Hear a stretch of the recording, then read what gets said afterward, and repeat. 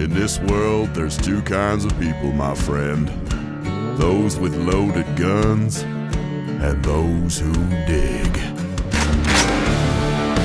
Broadcasting from a Montana wilderness fortress at the headwaters of the Missouri, this is Matt Christiansen Live.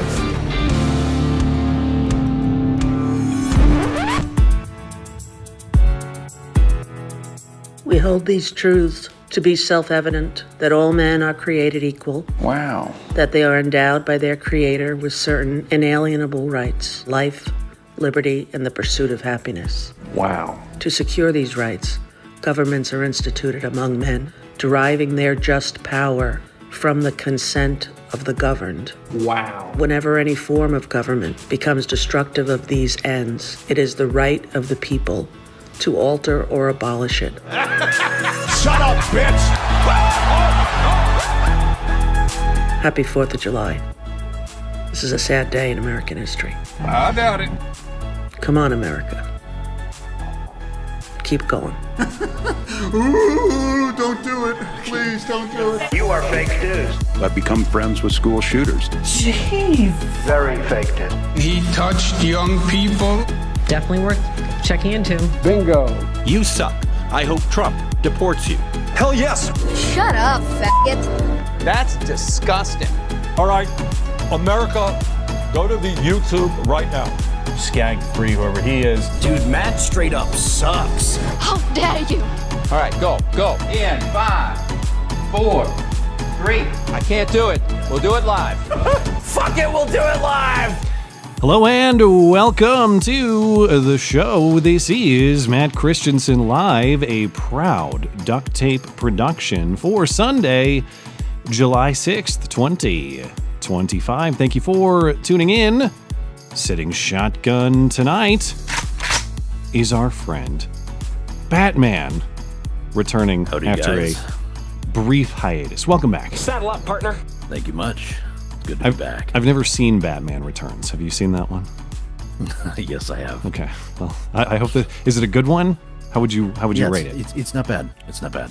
I hope we make a worthy sequel here. Pressure's on, all right? It was only after that Joel Schumacher got involved. Where has Batman been? That's the question that I'm burying here. We will get to that in a moment. Unless you have a teaser. It looked like you had something to say.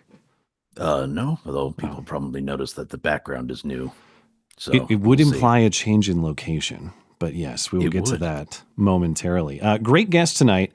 Bering will join in about a half hour. We'll catch up on what he's been talking about lately.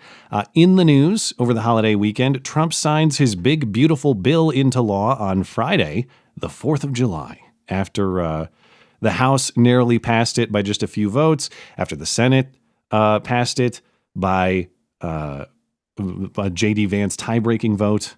And so now, according to Democrats, everybody's going to die. It's nice knowing you. I don't know who's listening to presumably everybody's dead by now of BBB. I don't know if your family's okay. I don't know if your friends are okay. You might want to give them a call. Everybody has passed away from BBB over the weekend. Disastrous flooding strikes central Texas on the 4th of July, killing dozens, with dozens still missing, including many girls from a summer camp along the river. This, of course, is also Trump's fault and Elon Musk's fault. We'll get into that later in the show. Speaking of Elon Musk, he is launching his own new political party. Do you think there's something to this, or is this just Andrew Yang 2.0? I think this is Elon's version of a hissy fit. Okay. Well, I'm going to... Not that I have a lot of optimism for this project, but I'm going to try to give it a fair shake later on. That Kane woman who went viral for confronting Antifa rioters in Portland, now suing the city.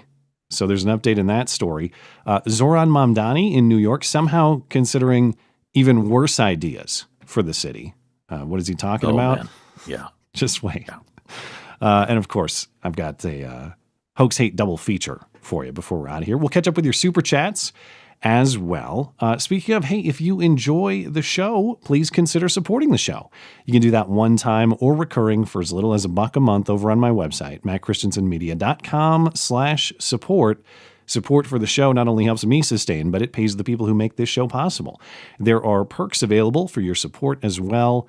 Or you can check out the merch store. Lots of great graphics for t-shirts and mugs and more in the merch store. Likewise, merch sales help not only my operation, but they support the designers who made the designs, all of whom are listeners of this stream. MattChristiansenMedia.com/shop. Both of those links are right there on the homepage, MattChristiansenMedia.com or mattis.gay. If you can't spell my confusing name. And we got to say hello to our featured listener-owned business for the evening as well. That's our friends at Kineo Mountain Woodsmithing. These are high-quality, handmade premium hardwood cutting boards, charcuterie boards, serving trays, and more, all of which are great gift options or the perfect piece to class up your kitchen or anywhere else. Blake at Kineo Mountain made me a cutting board engraved with my channel logo, and it looks amazing. It's been a part of our family kitchen for a long time now, has not aged a bit. And in addition to the quality, that's the best part about Kineo Mountain's products.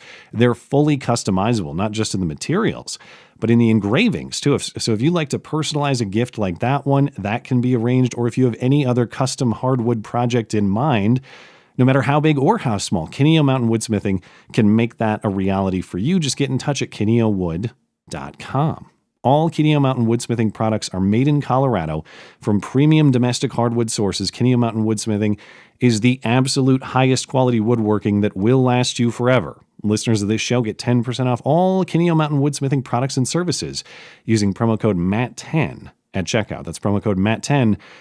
10% off at kineowood.com, KINEOWOOD.com. All the information is there on the deals page of my website, mattchristiansenmedia.com/deals.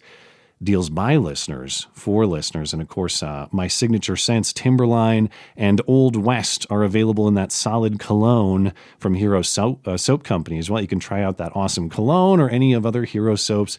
Great hygiene products, soap, liquids, bar soap, liquid soap, shampoo, conditioner, all that stuff. Promo code MC Listener, 10% off everything at Hero Soap Company, including my signature scent colognes. All right. I will delay no further. While you were gone, Batman, I had a few inquiries as to your whereabouts, but I didn't want to steal the announcement from you. So, drum roll, please. Where has Batman been?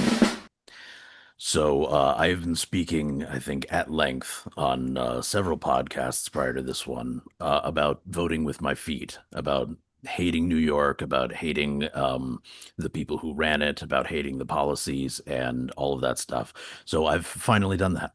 It's been years. I've been talking about it since the Colin Show days, about leaving New York, and it finally happened. So I live in a free state now, and life is good. Life is very good. Are you disclosing this free state, or is it to remain a secret? I think given coming topics, it's going to come out anyway. So I've wound up in Idaho. What part of Idaho? North Idaho. It's funny. It's like a new place in Blonde or something. No. Yeah, as a result, unfortunately, that also means that I was nearby when this North Idaho shooting happened. In fact, it happened not too far away from where I've gone. I was going to say congratulations on joining the most racist part of Idaho, but it looks like you got a difficult welcoming up there. That's okay. All right, a live shooter. Cool. We'll get into it later on in the show, so I want to save some of the details for that. Obviously, we'll talk about the details of what happened there, but just personally, how many days were you in Idaho before that happened, and what did you think? Were you at all worried about this, or what was your personal experience? So I was in Idaho for about 2 weeks when this went down. Still very much getting settled here and stuff like that when this went down. And my immediate thought was, well, okay, it's not New York and California. It's me. I brought this here. Yeah, so this is before, how do I put this? Back in California, there was a mass shooting event at the college that I went to. And then, of course, I moved. You seem to attract these things, I guess. Apparently. But I mean, I wasn't there at the time. It happened a couple of years after I graduated. But okay. Then I went to New York, and I mean, New York City is basically just one big mass shooting that is happening over time. So I count that. Okay. And now I come here, and some psycho goes nuts and starts killing firefighters. So there was a moment there where I thought, I almost feel guilty. I feel like I brought this here. I brought this to a perfectly idyllic place where nothing happens. In fact, so much nothing happens here that this general area has one cop. Sounds ideal, other than that particular incident. It's great. And Ruby Ridge, I guess. I mean, there have been some problems, but I will say too, I had the privilege of meeting Batman in person as he journeyed down I-90 and stopped for a little break in Bozeman. And that was really cool. I can confirm that Matt does, in fact, have 3 dimensions. I have legs. I'm not 4 feet tall, as others have claimed. And so that was really cool. But I didn't think at the time, be on the lookout for mass shootings. So I guess I'm on the lookout by default. I'm concerned about such things and prepare accordingly. But it seems like wherever Batman goes, misfortune follows for those in the general area. So, but it hasn't struck me yet. So as a general rule, stay away from me. I guess that works out well for me, actually. I had very limited exposure. So it was, I swear, to the forces of nature. It was just like a brief coffee experience, nothing more. It's too late. You're infected. Yeah. Anyway, we'll get more into the situation in North Idaho with the firefighter shooting later in the show. But for now, we'll get into these Texas floods. And, of course, that is an absolute disaster over the holiday weekend. It started on Friday, the 4th of July. And as of earlier today, I see numbers all over the place. The biggest number I've seen is at least 67 people killed. I don't know what the true number is because different reporting says different things to me throughout the day. But this is mostly in Kerr County, northwest of San Antonio. 27 girls remain missing from a Christian summer camp along the Guadalupe River. That's the river that flooded in this case. The place is called Camp Mystic. As of earlier today, Governor Greg Abbott and emergency responders still considered it a rescue operation as opposed to a recovery operation. But of course, with each passing hour and day, the likelihood of finding survivors decreases. The reason that this particular flood was so devastating is due to a few factors. The speed at which the rain hit overnight Thursday into Friday and the time at which the rain hit. There's some unique things about the terrain there, too, that contribute to this. But the rain came overnight on Thursday, and that meant a lot of this flooding hit in the early morning hours of Friday, potentially surprising people. And because of the strength of that rainfall, the strength of the runoff was also insane. And you can see in this time lapse, this is one stretch of the river, I'm not sure exactly which part, but you can see just how strong that river flow became and how fast that happened. This is about 50 minutes condensed into 30 seconds. So obviously it's not just the volume of the water that's dangerous, it's the speed, it's the momentum. The river rose about 26 feet in 45 or so minutes. And even though the devastation is obviously severe here, there is good news to report as well. According to officials in Texas, they did rescue some 850 people in the first 36 hours after the flooding. But of course, primarily this has to be in some way and somehow Trump's fault and Elon Musk's fault. And so even though the National Weather Service put out a flooding advisory on Thursday and then sent out a series of flash flood warnings late night Thursday and early Friday, and then issued a flood emergency notice, which is a rarely used notification for cases of imminent danger. Excuse me. As is true with pretty much every holiday.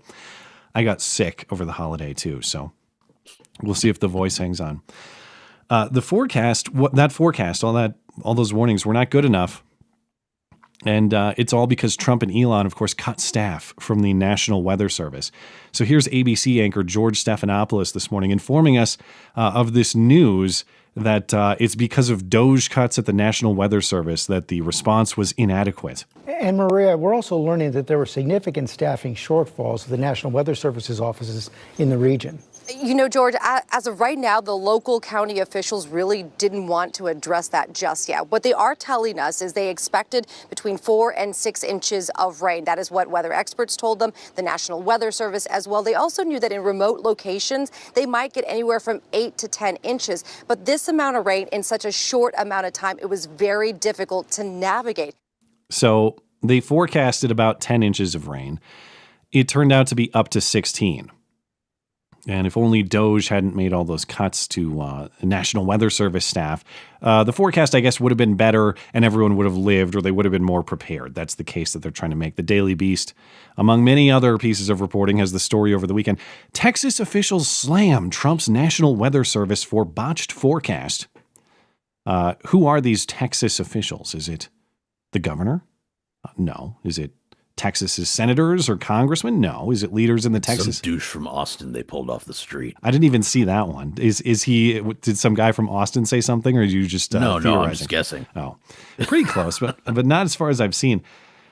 They do quote the state emergency manager, which would seem relevant if the quote from that official actually said what they're trying to make it say. The quote, and as far as I can tell, the only relevant quote in this entire story, Texas officials slam Trump. Texas official says one thing that is a stretch of an interpretation to say that it's critical of Trump. But here's the quote. The original forecast that we received, this is from the Texas Emergency Management Department, whatever it's called. The forecast that we received on Wednesday from the National Weather Service predicted 3 to 6 inches of rain in the Concho Valley and 4 to 8 inches in the Hill Country, said the emergency management chief. The amount of rain that fell at this specific location was never in any of those forecasts. Okay.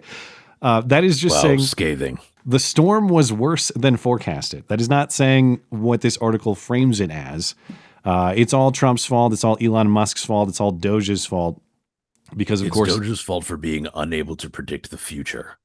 And apparently, because they pulled funding, we no longer have access to, Terminator technology that allows us to screw around with time. The federal government will save you from acts of God if you just keep giving them more and more of your money. Now, it is true that Doge cut some 600 jobs from the National Weather Service. That's nationally. It's not like it was specific to this region of Texas.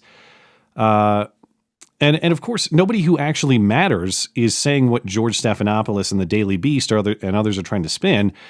Not only are people not saying that, the people who would know and actually would be inclined to say the opposite thing are not saying that. I got a kick out of this Newsweek reporting.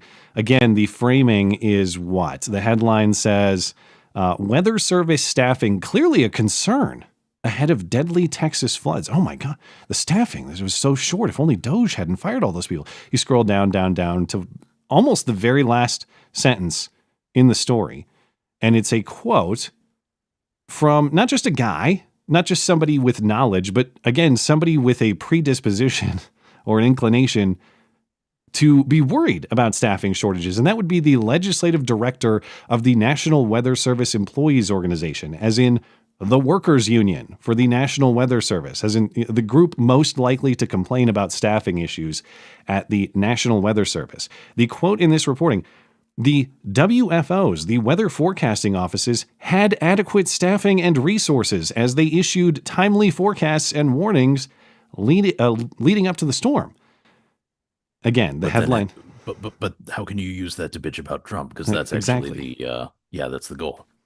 And again, the headline is staffing clearly a concern, even though the guy who would most inclined in the world to complain about it is saying, we actually had enough staff. And they bury what he actually said all the way down at the bottom. Even if I take this part where he said that staffing unfilled leadership positions are a concern and a cause are still two different things. But yeah, keep giving infinite money to the government to protect you from acts of God. And not only will they, the government, I'm here to help. Yeah. Not only are they going to give you better warnings about dangerous weather, of course, if you give enough of your money to the government, they're going to alter the weather entirely. They're going to save you from any adverse weather conditions at all. So just keep cutting those checks to the IRS, and eventually we'll get there. But speaking of people dying from government cuts, Trump's big, beautiful bill. And I am told we are now on the edge of a national Holocaust. Again, if you have not called your friends or your family over the holiday weekend, you may want to do so very soon, just to confirm they haven't died of Big Beautiful Bill already. Of course, Trump's signature budget bill narrowly passed the House at the end of the week. Then it passed the Senate earlier in the week. It went back to the House to square up with what was done in the Senate. And then Trump signed it on the 4th of July, which was his target for passage of the bill. And as we've discussed at various times on this stream, proponents of the bill highlight the extension of Trump's 2017 tax cuts, tax exemptions for tips and overtime earnings, increased border security money, and Medicaid reforms to eliminate fraud and install work requirements for able-bodied beneficiaries. Opponents on the left, they don't like the spending cuts. They're going to kill us all, as we'll hear about in a moment. Opponents on the right don't think the spending cuts are nearly enough. Overall spending, of course, is continuing roughly at Biden levels. It's just we're spending in slightly different ways now. But for better or worse, this is the way that it always operates. Washington packages up one giant 1,000-page bill. Some of it might be good. Much of it is not. And one party condemns the other party for doing this, even though they're going to do it themselves next time, and they've themselves done it many times in the past. But we're supposed to believe that this bill is unique in its lethality. Now that it is passed, people will certainly die in the hundreds of thousands over 10 years. The CBO doesn't... And nobody with more than 2 brain cells to rub together buys this hilarious artificial freak out. Well, it's the people will die thing is a meme from like a decade ago, and they keep doing it. You know, it's like, it's hard to take... Elizabeth Warren did this. It exists for a reason. It's like Elizabeth Warren did this in like 2016 about Trump's bills back in 2016, 2017. She said people will die. How many people died of Trump's tax bill the first time around? I don't know. I'm sure they've done the calculation. But House Democrat leader Hakeem Jeffries staged the House filibuster equivalent. It's not technically a filibuster in the House, but he talked for over 8 hours to try to delay the process. He's just like Cory Booker setting the record in the Senate a few months ago. And from what I understand, he managed to take some Republicans who were very skeptical about this bill and push them over even further to the right. That could have happened. I saw claims that I think it did. Some 20 Republicans were opposed to this in the House, which seemed like an overstatement, but maybe. You might be right that, like, yeah, this... people just had enough of this Democrat crap. I think like most of the time, leftists decide to talk at length. He went up there and he defeated his purpose for going up there. He went up, he pissed everybody off. He, shat in everybody's cereal bowl, and people went, okay, no, screw this guy. I'm going to do whatever he doesn't want. Well, if you take one thing away from Hakeem Jeffries' record-setting speech, and this is going to be all you take away from it because nobody watched or listened to the speech, including Hakeem Jeffries' mom. I think she even had better things to do. You will remember this. People will die. People will die. Tens of thousands, perhaps year after year after year, as a result of the Republican assault on the health care of the American people. Now, my sources say Hakeem's dad had planned to watch the speech, but he had to go out last minute for a pack of cigarettes. He does plan to return sometime in the near future to watch and listen to the speech. No. Then he remembered that his son was a lispy queer. Lispy queer is a very specific term. Isn't that what Crowder got in trouble for calling Carlos Maza or whatever? It's like why he got... Is it? Yeah, he got banned on something for calling the Vox guy a lispy queer. It's a throwback. Well, it's true. Okay, this morning on ABC's Sunday show, you got former Clinton Treasury Secretary, former president of Harvard University, Larry Summers, and he gave a hilarious interview to the same effect. Now, I have cut this up a little bit, but this is all in the same roughly 5-minute interview. He says you can't reliably predict future budget matters, and he doesn't cry wolf about such things. He doesn't exaggerate. He doesn't overstate. But also, we just sentenced hundreds of thousands of people to die. Is the biggest cut in the American safety net in history. The Yale Budget Lab estimates that it will kill over 10 years 100,000 people. That is 2,000 days of death like we've seen in Texas this weekend. None of us can forecast what's going to happen to economic growth. What we can forecast is that when people have to hold government debt, instead of being able to invest it in new capital goods, new machinery, new buildings, that makes the economy less productive. And I can't tell you whether the financial crisis is going to come this year or whether the financial crisis is going to come 5 years from now. And I'm not going to do cry wolf rhetoric. This is a risk that we don't need to run. And for what?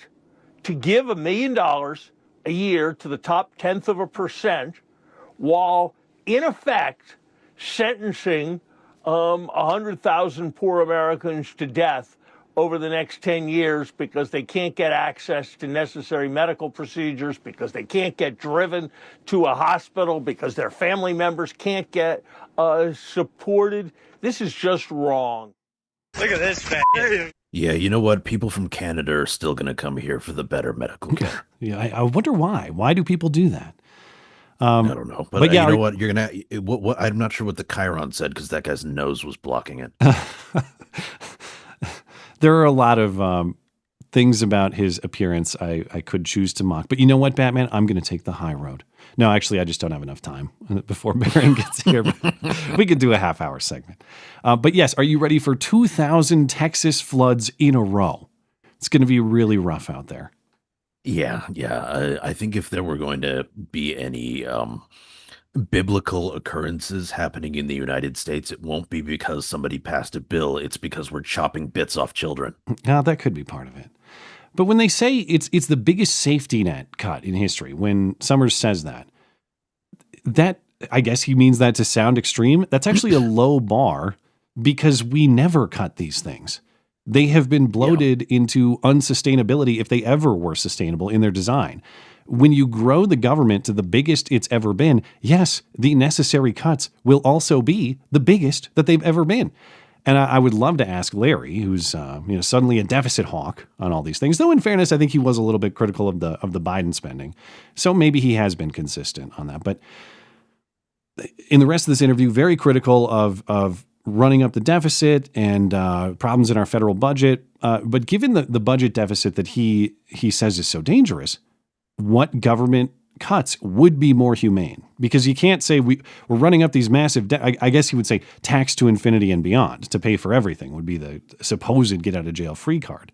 Well, he would say tax the rich, but he would mean you will, you will own nothing and you will be happy. Yeah. But if you want to be serious about the debt and the deficit, you must cut entitlements or reform them. Medicare, Medicaid, Social Security. This bill doesn't even really do that, though it does do some things that I think are important.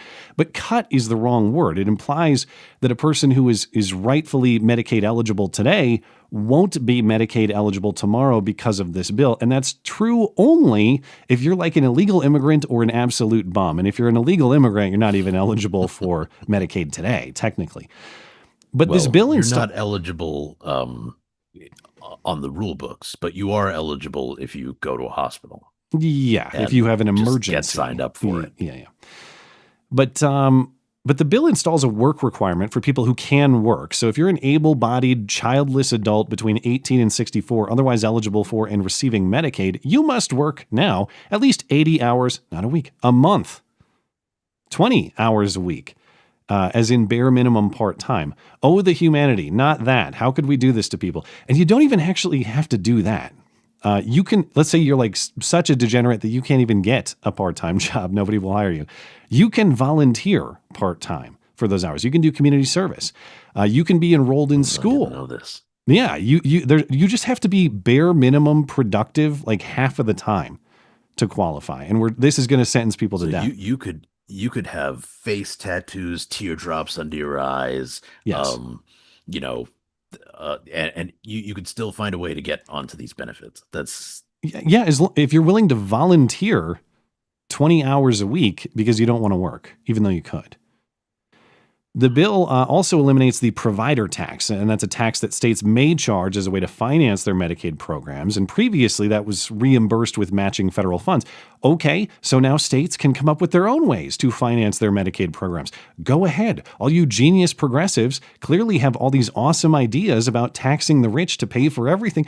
Go ahead and do that. And when all these backward red states are left behind by your awesome progressive tax schemes to pay for healthcare for everybody, they're going to see it's so awesome and they're all going to get in line and you'll show us how it's done. Go right ahead. But what all of this means is that nobody who was actually previously eligible for Medicaid is going to get cut from Medicaid coverage unless they're an actual bum who could work but refuses to. And that sort of person... Of which there are plenty. Yes, and that sort of person should be cut from not just Medicaid, but benefits generally, but I suppose Medicaid specifically too, because that's not who Medicaid was designed to provide for. Medicaid is for pregnant women, the poor, the disabled, children. It's not for able-bodied adult bums. But even beyond the technicalities here, the death warnings really miss the point. Even if it was true that people will die because of this bill, which of course it isn't, what are you saying? You are saying that people are dependent on the federal government for their very lives themselves. That's not only is that not good, it's not how our country was designed. The federal government is not your doctor. It's not your nurse. It's not your charity. It's certainly not your Lord and Savior offering you salvation from a fallen world, which is what they seem to be advertising.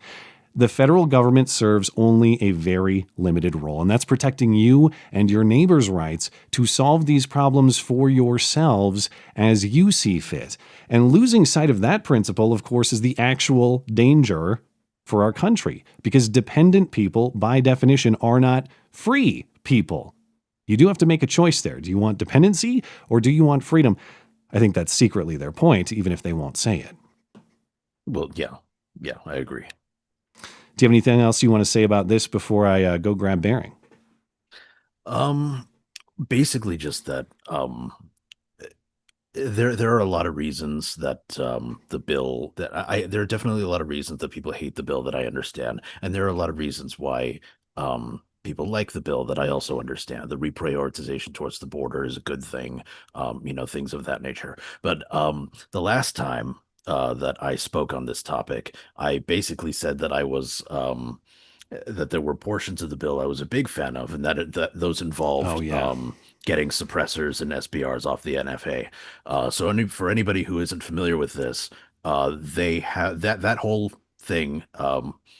That whole portion of the language was taken out. Thanks, parliamentarian.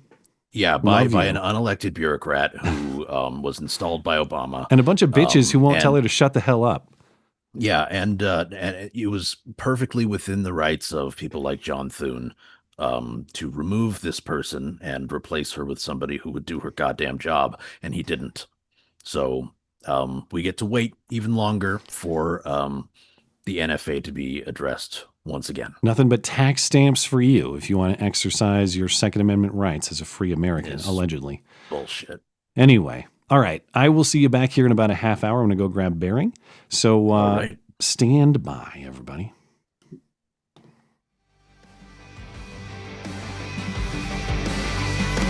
Stand back and stand by.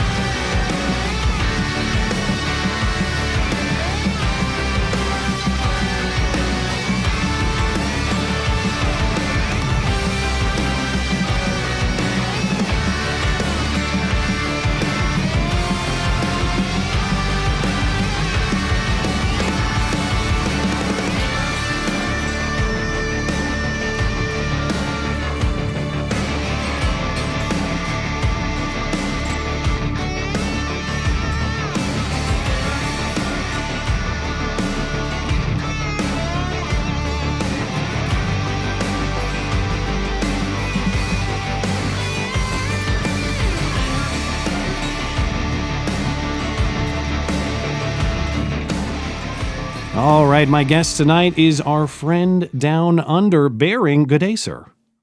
How are you, buddy? I'm doing all right. How are you? How's my volume? Okay. Yeah, I'm gonna give you a little bit of a boost, but you sound nice and clear. I can boost it on my end. I'm using a new interface. I'm still like working out the intricacies, man. Well, the more tech you add, the more complicated it gets. I never seem to master the art, But of course, find Bearing's links atop the description, YouTube and X. I want to talk about some of the things that you've been talking about recently, and specifically this Billboard Chris free speech lawsuit down in Australia. So Billboard Chris, of course, is the guy who, he's the biggest cut in the American. Speaking of tech problems, everybody knows I accidentally play one clip per stream. So there you go. Billboard Chris, of course, is guy who walks around with signs that object to transgender ideology imposed on kids, and got in some kind of trouble in Australia with your e-commerce commissioner, and there was a lawsuit that came out of this. E-safety commissioner. Oh yeah, sorry, e-commerce e-safety commissioner. Right, e-safety. Yeah, I thought it was something legitimate. Thanks for that, by the way, America. Yeah. She's a Yank. She's a Seppo. Yeah. So I mean. Yeah, fucking hell. So this American lady comes over to Australia and says, well, there's no First Amendment there, so I can sort of like lay the ban hammer down on that population. It's incredible. But so he said something about a transgender woman, actually, like she's a biological woman who presents as a dude. Called Teddy Cook. Now, Teddy Cook was appointed to, I think, a World Health Organization panel for like transgender health or something. Yeah. And a bunch of media outlets pointed out that look, this guy or this chick is like a degenerate. They were into I probably shouldn't say what they were into, but some really, really dirty, gross, disgusting shit. Billboard Chris, I don't think he even said that in the tweet in question. He just said like, this guy is not an expert. The one that you see on screen is the one that got him in trouble with your e-safety commissioner. And it doesn't say look at this degenerate photo of this guy doing the Glenn Greenwald or something like that. And I think in my recent video I said that he had said that. Now I was wrong, so I'll correct myself there. He didn't say that. All he said was they belong in a mental. Is this the one? I criticise the appointment of Maybe there's more to it because it's cut off. Let me open the full. Okay, so there is more to the tweet. Yeah, there was something about like they belong in mental asylums and all that. But it was pretty tame sort of stuff. I think the thing that the e-safety commissioner had the gripe with was he misgendered this trans person. So maybe it was kind of look at this degeneracy because it was cool. It was a Daily Mail story that was part of it, and I guess there were some photo. Now, see, I always wonder about the rules here. I swear to the YouTube team, I didn't intend to do this, but you click around in the news on the internet these days and things can happen. But technically, what we're looking at right now is a bare-breasted woman, right? That's a good point. Yeah, well, that's fine. They seem to have had the reduction surgery. So I mean, that's an interesting point. Actually, we are looking at a bare-breasted female. Now, if we can slide by the rules by looking at a bare-breasted female who has had tit surgery, like tit removal surgery, can we look at chicks with small tits? Like, is that kosher? Or can you look at guys with huge racks? Yeah, not that I have interest in such a thing, but I'm just curious about the rules. I don't know. That's interesting. In your video, you talk about this e-safety commissioner, and this is her name is Julie Inman Grant, and I'm sure people, when I watched the video, it rang a bell, but I kind of forgot who she was. I'm glad you played that clip of her. I just have a couple things. She had spoken whatever conference it was, like World Health Organization or WEF or something like that. Yeah. But she was talking about the need to recalibrate free speech. We are finding ourselves in a place where we have increasing polarization everywhere, and everything feels binary when it doesn't need to be. So I think we're going to have to think about a recalibration of a whole range of human rights that are playing out online, from freedom of speech to the freedom to, to be free from online violence, or the right of data protection to the right to child dignity. Now, online violence, I know, is very dangerous. Have you ever had your ass kicked on the internet? Yeah, just beaten senseless. Several times. Just fists coming out of your screen on your computer. I had to go to ER last week for a bunch of online violence, man. It was shocking. Well, you should be thankful you have healthcare down there. They took it all away in this country over the week. We don't even have hospitals anymore. They blew them all up. Yeah, so it really sucks. Yeah. But, I mean, So Julie Inman Grant was, she was, I think she started like at the start of her tech career was at Adobe, and then she moved to Twitter. She was on the famous Twitter. Yeah. What do they call that team? It was like the Trust and Safety or something like that. Yeah, Trust and Safety. She was on that team, and then our surprisingly so-called conservative prime minister at the time, Malcolm Turnbull, appointed her as what he called the Kids E-Safety Commissioner.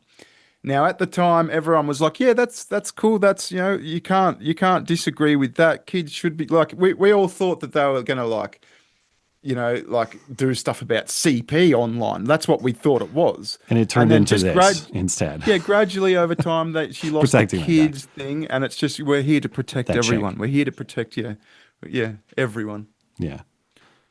Well, I guess I buried the lead a little bit because Billboard Chris was success.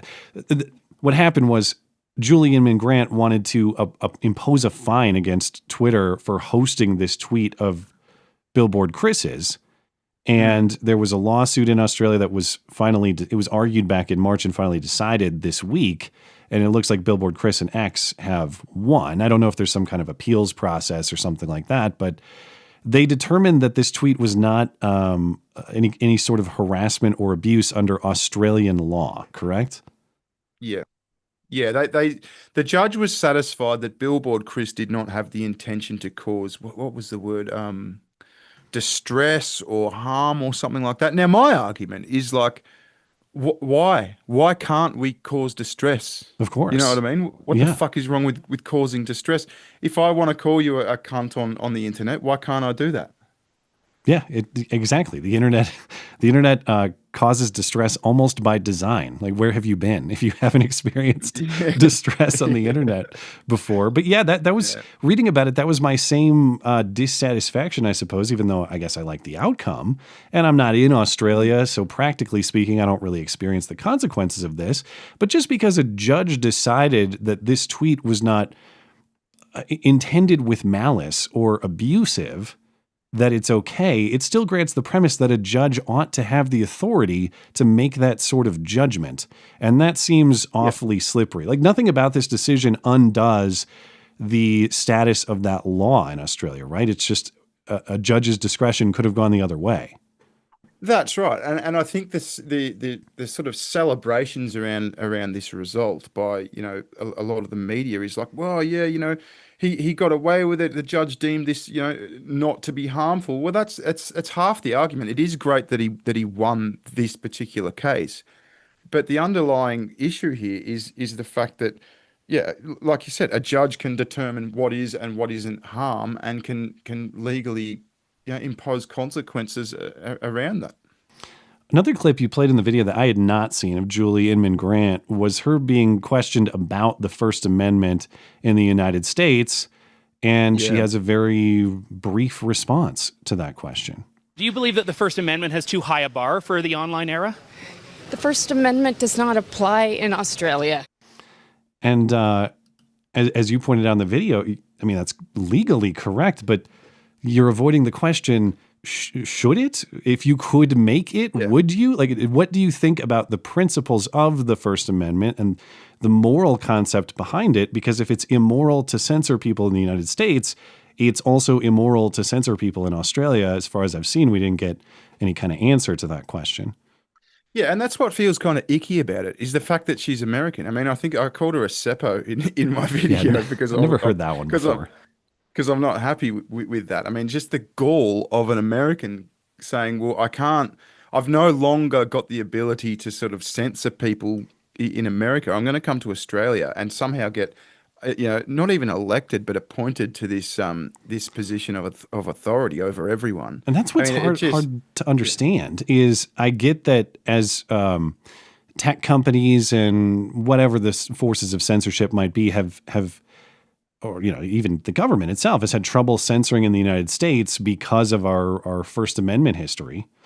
That they've done this in Europe. They seem to be doing it in Australia, where they try to go to other jurisdictions and try to force some form of censorship on American tech companies that way. And this, I don't know if Julie Inman Grant is doing that deliberately or if she just happened to get hired in the Australian market for whatever reason. But it seems odd even if I think that she's a bad actor, and I kind of think she is, it seems odd that, like you're saying, that the Australian government would say, yeah, let's bring in not just an American, but any foreign person to come tell us how speech ought to operate in our country. Yeah. I couldn't agree more. Yeah. Do you have any insight as to why? You mentioned it was the selection of a conservative prime minister, or allegedly conservative. Look,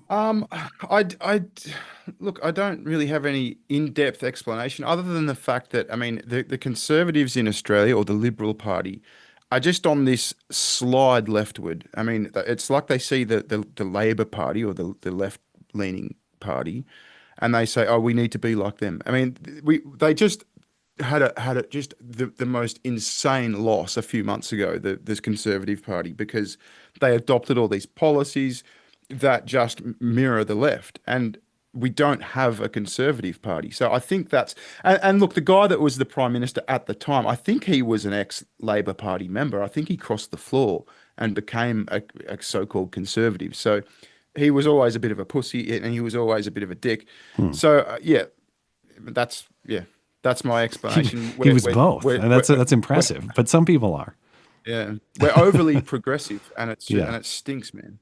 Well, it is. You see a lot of that in American politics too, where the concession by conservative politicians, the attempt to appease left-wingers, or even operate by left-wing premises or principles, it does nothing to win you friends among progressives, because they hate you beyond any repair. And then the people you're supposed to be representing, your core constituency, they hate you for not standing up for what you're supposed to be standing up for. So it's strange to see that's how it works internationally too. You think like maybe that's a problem in our country, or I don't know, maybe it's a problem for this reason or that reason. The fact that it seems like a global thing. I don't understand why. What causes that effect? I have no idea. Well, it is a thing in America, isn't it? I mean, I've heard that a few times before, where conservative politicians in particular are a bit sort of weak on speaking out against leftist things. You know, they're not as staunch and loud-mouthed as leftist politicians. Except for Trump, and Trump's the one who broke the mold, and that's why he's the president of the United States. That's it. Like, for all the criticism he gets, and I share a lot of it, frankly, at least on policy matters, or some of the things he says sometimes. But if you can't recognize that his willingness to stand up for what he believes without apology, without concession, with a little bit of a middle finger attitude to it, that's appealing at a base level. It commands a certain respect, even if you don't agree with everything the guy says. And man, it would be refreshing for a lot of conservatives, libertarians, just like sane people in general, to find their balls in that way. I think the country would be a lot better for it. And look, I'm just sort of thinking out loud here, but I mean, conservatives were, I mean, I wasn't politically aware in the 80s, but like in the 80s and early 90s, conservatives were a lot more loud-mouthed than they are now. Like the satanic panic and all that sort of stuff. The conservatives, from what I can sort of see, were a lot more outspoken back then. Is it the internet? Is it the fact that young people tend to lean progressive, they tend to lean left? Young people are on the internet a lot more than boomers. So do the politicians maybe gauge their policies by what's being said on the internet? Do they treat that as like, well, that's what the public's saying? I'm not the most sociable guy ever. I pretty much live my family life and stick to that. I'm not going to the clubs nightly or anything like that. But I do think that what you see in terms of political opinion on, say, X is a lot different than what you'll hear talking to people just, in a public setting. That could be because there are certain social norms that are more observed in a real life setting than there are on the internet or something like that. But I think that there's some distortion, like you're talking about, that like extremes are amplified, and what is perceived as a widespread political viewpoint actually isn't. Yeah, it's interesting. I mean, imagine comparing the average Joe walking down the street to just say blue sky. I mean, look at the. I still have never visited it once. I only hear about Have you? it. Oh, wow. No, never gone on it. You should, man. It's fun. It's really fun. Do you have an account, or do you just lurk? Yeah, I've got an account, and it's got like the socialist fist, and it's called like socialist bro 458. Well, that's what I was wondering, because there's no way the real Barron would be allowed. You would they banned JD Vance in a day. No. I think they let him back, but so you're playing I've character. got my camouflage on, man. Yeah, no, I'm camouflaged to the max, and I retweet just the most crazy shit, like just the most insane stuff. I'll retweet it and go, yeah, I agree with this. You know, Is that I think one of my last ones was I stand with Iran, something like that. You know. Well, that probably is majority opinion on Blue Sky, actually. Yeah. Well, it got a few likes, man. It was well received. Is this a public profile? Are you willing to shout out this Blue Sky account? No, man. No. It's total camouflage, man. All right. I won't even try to follow it then. All right. I also want to talk to you about Alligator Alcatraz, which I got into this a little bit last weekend too, because it was right about to open. But you posted a video breaking down some Young Turks analysis of what is now an illegal immigrant deportation facility in the Florida swamp. And this week, it's officially open. I don't know how many. I saw that. Tits sent me an image just last night, I think, of like a road sign saying this way to Alligator. Like they're actually calling it Alligator Alcatraz. Now they actually, I saw a thing that they had merch. Like there's a merch shop, which is kind of funny, but I also think is pretty cringe. I'm going to be honest. If you're walking around with like an Alligator Alcatraz tourist T-shirt, I think it's kind of cringe. Man, but look, right. a lot of the stuff that Trump does is cringe as fuck, but that's why I like him. He's good at the merchandising. What can I say? He's got a shop. He's got like there's a Trump online store. You can get like steak knives. And, of course, yeah. Well, last thing they were pushing was some kind of. It was some kind of like Trump victory scent or something like that. Now, of course, I promote my own cologne through Hero Soap Company, so it's not like I'm above such things. But it was like victory cologne. But it's not just the cologne. It's like it had a statue. I don't know if it was a statue of like him in the shooting moment, but it had like a mini statue of Trump standing with his fist raised and everything. Like, it's not just the cologne. It's like they go through you got to have the whole 3D figurine to go with it and everything like that. Maybe that's what I'm doing wrong. I'd sell more cologne if I had 3D figurines that came with it. Yeah, the 3D mat. Yeah. But your thoughts on Alligator Alcatraz overall? Oh, look, it is what it is. I mean, it was always going to be one of those things that was like that was polarizing. The leftists are going to go, "Oh, you're so mean. You're so evil-hearted." The right's going to go, "Yeah, that makes sense. It's swampland that no one wants. Presumably it's worth like $5 for the whole site. So why not put something there?" I mean, Cenk was saying, "Oh, you know, how stupid are you guys? You can't build on swamps." I mean, what are you talking about? So many, like, entire cities are built on swamps. Well, there's already an airport there that's functional. Yeah. So, like, how is it working? Yeah. Yeah. And especially something like a prison where it's like, it's one big footprint kind of thing. You're going to go and you're going to do all the supporting earthworks and all that, and you're going to lay the slab or whatever it is. You might not even have a slab. It might just be, separate. Yeah, who knows? But look, I'm not going to say I think it's an awesome idea. I'm not going to say I think it's about it. It is what it is, and it's kind of cool. It's got the alligator factor, It's got the moat, I suppose it's got a 100-mile moat on each side. So, yeah. The Australians won't be sending crocodiles to supplement. Then are we going to get some spiders, some additional snakes? You're going to help us out that way. You're supposed to be our ally. We could, man. We very well could. Now, maybe the harsh conditions were selected deliberately. And in fact, of course they were. Like, the whole idea is you're not going to run through the alligator swamp to escape. That's why they send you to the alligator swamp. But very creative take coming from MSNBC personalities, current and former. Joy Reid this week was saying this is a concentration camp for brown people. I've never heard of Nazi comparisons before. So this is high level thinking. Over on MSNBC, there's a write-up making the case like, well, we're not just like casually calling it a concentration camp. It definitely fits the definition of concentration camp. And I guess I've never thought about what the definition of concentration camp is. But they're saying lots of things fit the technical definition of concentration camp. I mean, it's a camp with a concentrated amount of people. I mean, guess. is a jail a concentration camp? I mean, Well, what are you there's talking their about? distinction on why a jail is not, and why just a group of people concentrated isn't necessarily, is that you have to target vulnerable groups for political gain based on ethnicity, race, religion, or political affiliation, rather than for crimes committed, which is very odd because I thought all of these people were selected specifically for disobedience of the law. So Yeah. I don't know. By their own definition, it sounds like a stretch.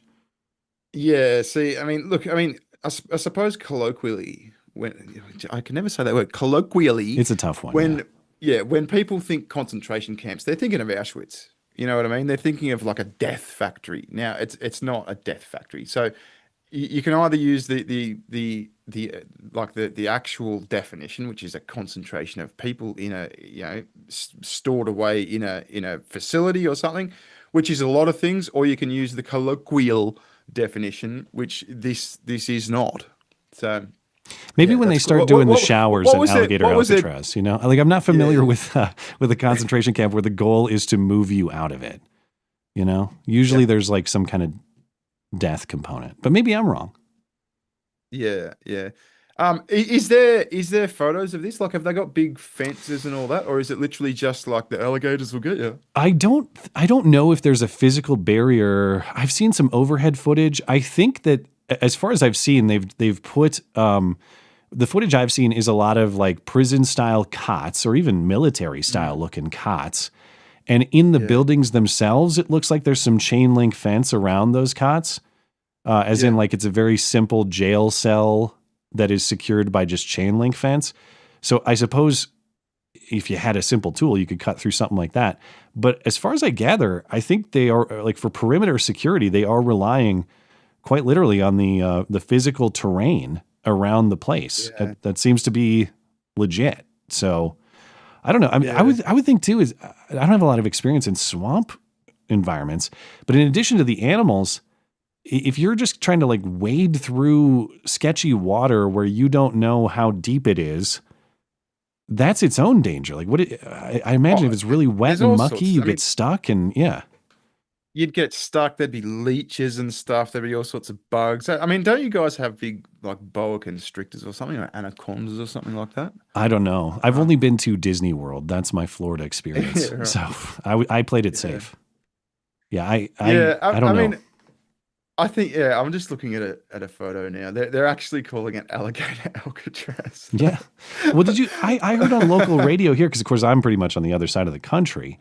And I'm up in the mountains, and speaking of bearing, we have grizzly bears around here, and we have like, John Dutton, Yellowstone type terrain.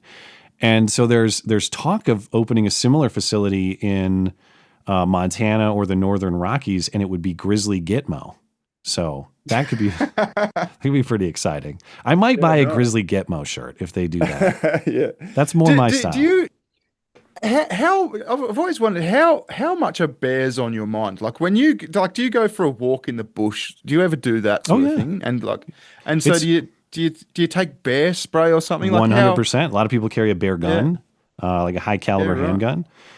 Yes, very much so. And I've only seen them in the wild a few times, never a close encounter, thankfully. But yeah, if you're serious about hiking, camping, mountain climbing, but particularly hunting, a lot of the grizzly encounters around here are elk hunters say they down an elk. Well, now you've got a nice piece of bait that's going to be sitting there for a while you're processing that thing and hauling it out of there.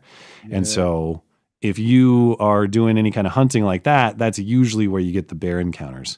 But yeah, it's you might have I don't know. It's not more than a handful, 1 a year, 2 a year of grizzly deaths in this part of the country, but it definitely does happen, and it's something that you have to prepare for when you're out there. Yeah, I climbed up I walked up there's a little mountain in our area. I walked up, and there's no public trails or anything up it. So I was doing a bit of bush bashing, but the thing on my mind was just eastern brown snakes. That's it. And so I was just real careful about. I don't know what those are. Are they big or are they venomous or both? Yeah, they're both. Yeah. Okay. Yeah, I think they're like the second, or they're in line with the second most venomous or something in the world. Like they're serious business. If you get bitten by one of them, you got to get to the hospital pretty. Well, there's got to be like a Steve Irwin video on how to handle them correctly, right? I'm sure he knows how or knew how, but Yeah. Anyway, sorry, that's like my full extent. That's the full extent of my knowledge of Australian culture. I just default to crocodile hunter. It's like all I know. Yeah. But anyway, all right, man. Is there anything else you want to mention before you're out of here? No, man. No, it's always good to chat, and I'll keep watching. Well, that's my guest, Bering. Thank you for stopping by. Find his YouTube and X accounts atop the description. I know that your Blue Sky account is off limits unless someone figures out how to find it. But is there anywhere else you'd like to direct people? Yeah, I'm not telling you about Blue Sky. All right. Bering, youtube.com/BearingBear, I think. And just type in Bering or, Twitter. Yeah. All right.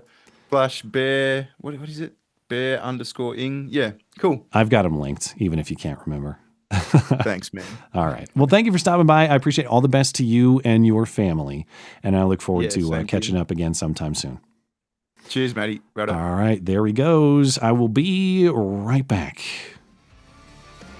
Stand back and stand by.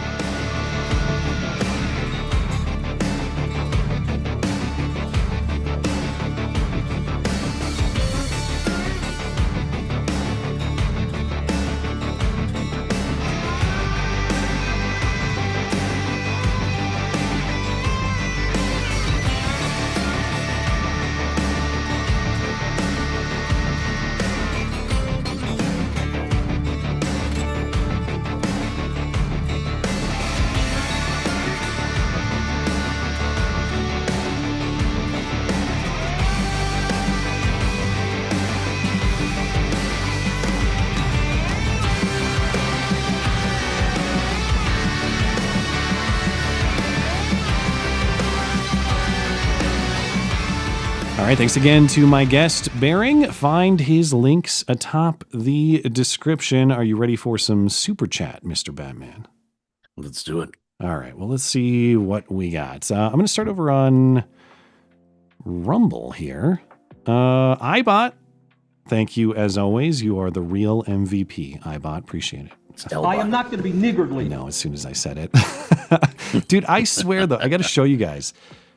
I'm gonna have to show you people in the Rumble font. It looks like an eye. You know, like an eye is a vertical line, but it's got those two little like tail pieces on the top and the bottom. It's got those. Like lowercase L doesn't have that, unless you write really weirdly. Anyway, it's part of the bit. Lbot. What can I say? Thank you for supporting the show. Yakko, 1977, there's a lot of hand-wringing about whether or not New York City will elect an outright commie as mayor. I no longer give a damn about the self-destruction these cities vote themselves into. Consequences. Well, you know, I'm just going to, as a former New Yorker, I know not necessarily New York City, but close enough, Batman, I'm going to invite your thoughts on that topic. Oh, I'm totally with him. Okay. Now that I'm away from there, I would have protested a few weeks ago, but now that I'm away from there, give these people everything they vote for. Well, and I think the way that you phrased it earlier, voting with your feet is the counter vote. You know, I'm not people in New York, California, where your family's been there forever. You got something established. It's not as easy necessarily as just pack up and leave. Well, it wasn't easy. That's why it took years. And nothing easy or nothing worthwhile is ever easy, really. But yeah. Ultimately, New York has been headed in this direction for a long time, New York City in particular. I liked a meme that I saw some ways back when this guy was sort of first exposed to the world, as it were, for what he is, that said something along the lines of, in 2001, New Yorkers were like, never forget. And then, of course, in 2025, they're electing a Muslim who hates them. So, well, I think there are many ways one could argue the terrorists have won at least a few battles. Unfortunately, our cities are captured by, essentially, by foreign interests. Well, yeah. I mean, it's last week on the Sunday stream, I was talking about a clip of Mamdani complaining about Islamophobia directed at him, but saying that New York is a city for everyone. And we were talking about what a preposterous statement that is, not just in the context of New York, but in the context of any city. If you describe a global city, I'm going to describe things about it that are famously unique. I'm not going to say it's a place with a lot of people and many buildings to accommodate the people. I'm going to describe... And many buildings to accommodate the airplanes. Yeah. You're going to describe unique pieces about that culture, about those people, about who built it.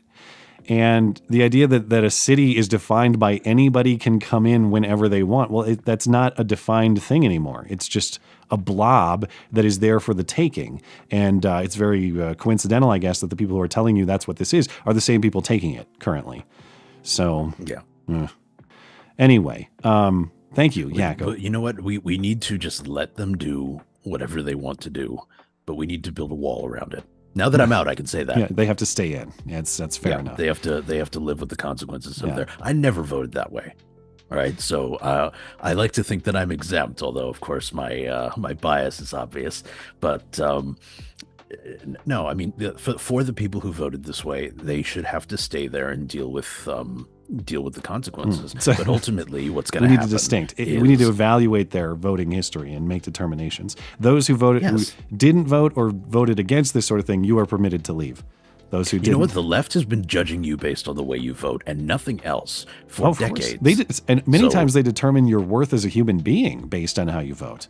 Exactly. Yeah. So I mean, all return fire is fair play or whatever that saying is. I don't remember what it is, but your turnabout's fair play. That's it. Fight fire with fire, whatever. Fight communism with more communism, eventually. Or no, just let communism kill itself. Yeah. If your enemy is sticking a gun in their mouth, just look the other way. Has a pretty good track record of doing that, to your point. Ramsey C. Joseph Trimmer. He's a great independent on-the-ground reporter for all things Texas. God bless you and your family. Thank you for your work, Matt. Well, God bless you as well. I'm unfamiliar, but thank you for the shout-out, and I'm happy to take a look at his stuff if you send it my way. Dangerous Spaces. The unsubscribed podcast guys were doing some things to help out in that area because they're all sort of in that vague vicinity. I didn't get into on the theme of getting what you voted for. Sorry, that sounded like I was mocking you, but I wasn't. I was trying to imitate. I thought you were. No, I was imagining a demon in my head, but I guess you and demon maybe are becoming getting what you voted for. Yeah. I don't know what that was. Somebody evil is who I was thinking about, but it sounded whatever. Lost my train of thought because that ended up being so weird. Where was I going with this? Oh, on the Texas floods. To be fair, it wasn't like major political party people or major media figures as far as I saw. Maybe a couple high-profile X accounts, but I'm not calling out anybody specifically. But there was a handful of that going on with the Texas floods. Like, oh, that's what they voted for. Oh, yeah, getting washed away by an act of God. You voted for Trump, so pretty much you deserve that. You voted for Republicans in Texas, so, that's why you didn't get saved from the flooding Guadalupe River. And when I talk about determining your value as a human being based on how you vote, I mean, what you're talking about, even if you have ethical questions about it or moral questions about it, what you are saying is still that you should be held accountable for the consequences of your own decision-making and actions. These people are including acts of God within that responsibility, presumably because they treat the government and God as interchangeable. If God strikes Central Texas with historic flooding, it must actually be because the real God, the federal government, allowed this because you didn't put the right God in power of this godly being, I guess. I never thought of it that way, but that is a really good way to that is a really good way to articulate it, to articulate their thinking. You better pick the right God. Ironically, is that they hate God, but you better pick the right God and put him in the Oval Office. Are you voting for Vishnu or Ishtar in the next election? Don't discount the flying spaghetti monster. Remember him? Yeah, that's right. Dangerous Space is our friendly producer and call screener. By the logic of any Democrats opposed to some of these cuts, every dollar is going to people who actually need it and or eligible and also never being wasted. For example, administrative costs. When they talk about people not being able to get Medicaid, and the supposed evil of these work requirements, there's a reason you never actually see the details. It's because the details are completely reasonable and quite honestly don't go far enough. In my opinion, Medicaid's existence is constitutionally void. Suspect. It doesn't, it shouldn't be a thing. But if it's going to, like, hey, this is designed to be a safety net for poor people, generally, or disabled people as well. But if you're capable of working, how about you put in some work such that you raise yourself out of these impoverished conditions? How about that? If that's and there are some programs that, like, on principle, constitutionally, all that stuff, they should not exist. Like, we shouldn't need an alligator Alcatraz. But seeing as we have the problems we have, okay, that's fine. Right? You got it. Or if it takes a few alligators Gitmo or to fix it. The Cayman cages, whatever. Dangerous spaces, the Cayman cages. Is that what they're also calling it that? No, I just kind of made that up. Oh, all right. Well, you should pitch these ideas to Trump. The merchandising is very lucrative, I'm told. Dangerous Spaces again. In another victory for Billboard Chris, he was fined $806 in Brisbane in March for obstructing pedestrian movement. The claim was bullshit, and the fine was just dropped recently for having no basis. Well, you go to Australia and try to stop them from hacking up a few kids, and this is how they treat you. I thought our countries had a positive relationship. Although, I guess he's not American, is he? He's Canadian. Never mind. Fuck Billboard Chris. Fuck Canada. He got what he deserved. Never forget, speaking of that, never forget... You suck, fuck you. That was directed at Billboard Chris. That was the tranny screaming in Billboard Chris's face.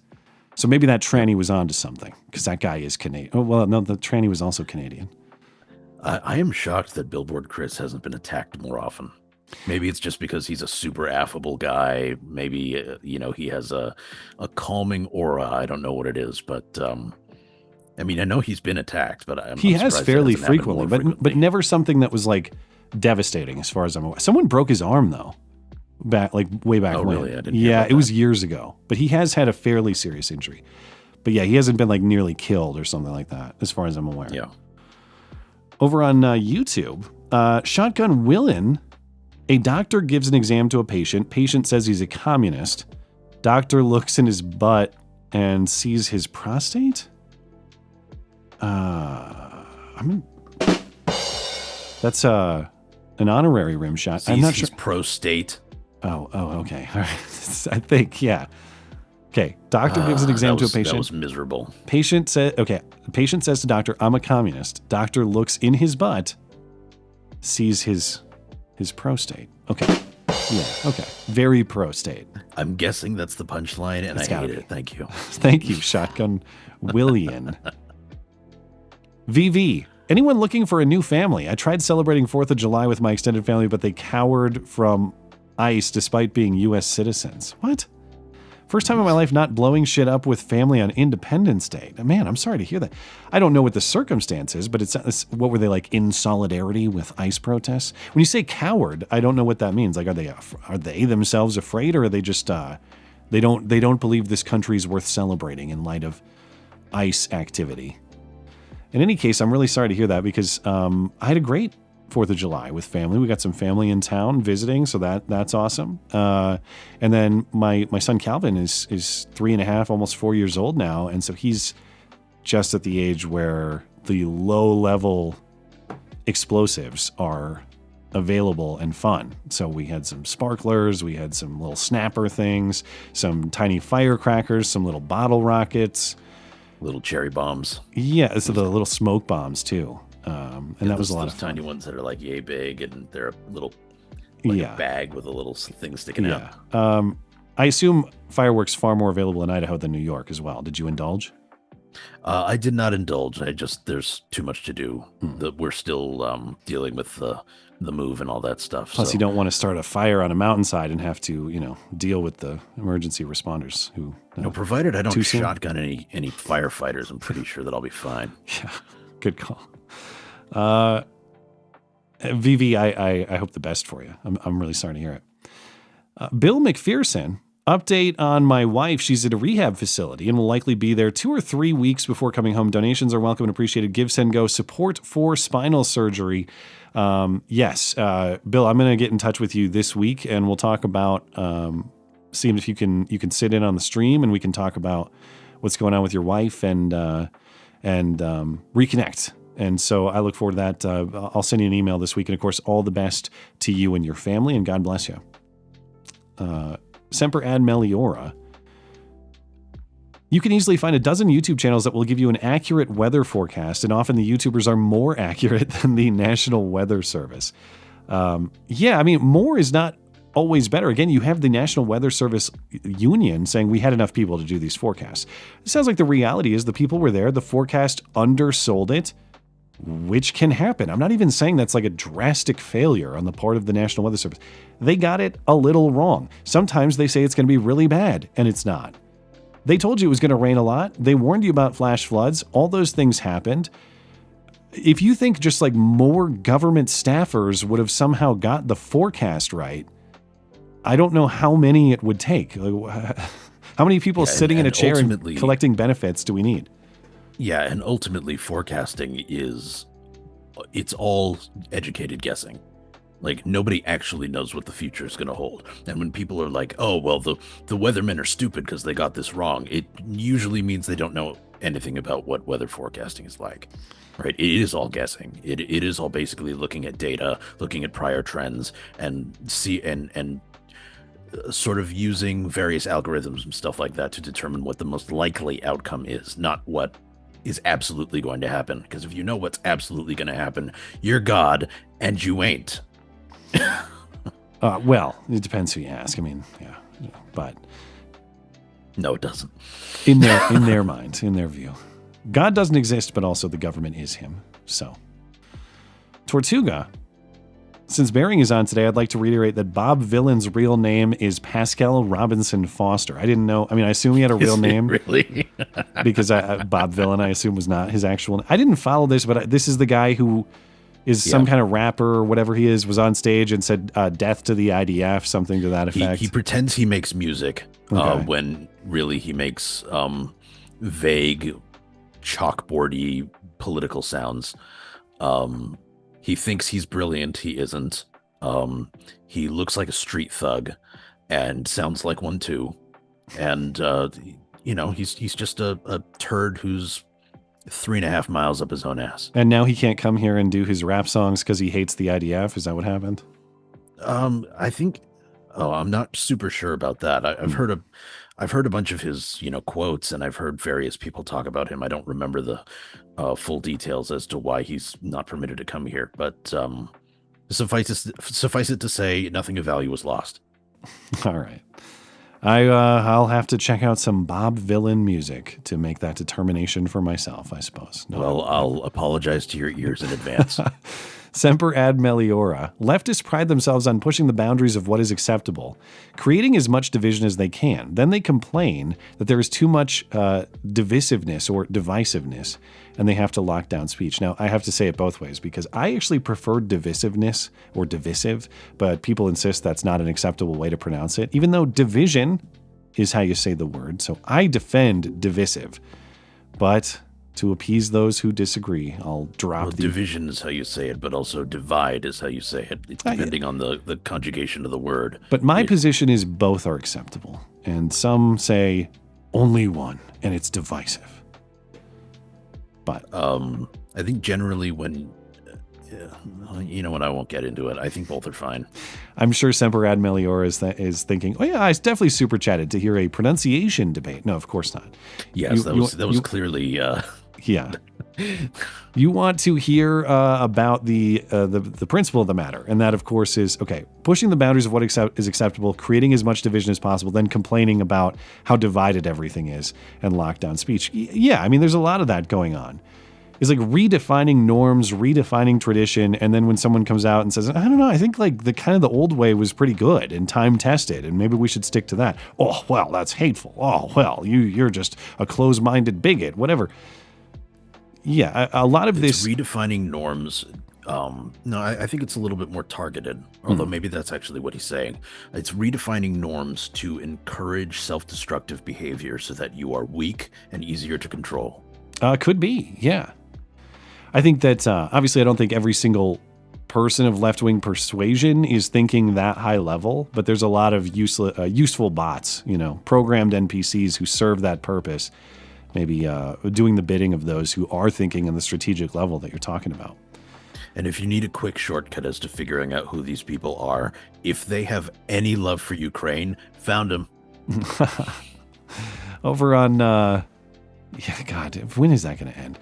Over on Odyssey, Blanket says, Matt, how was your 4th, and what are some of your favorite things to do on the 4th? Well, as I was saying, I mean, it's the classic stuff, all right? It's fireworks, it's grilling, it's being with family, it's the long summer night, it's all that stuff, and it only gets more fun as my kids get a little bit older, because 4th of July, there's, given some of the considerations, like the best parts of the 4th of July require a little bit of years behind you to fully enjoy.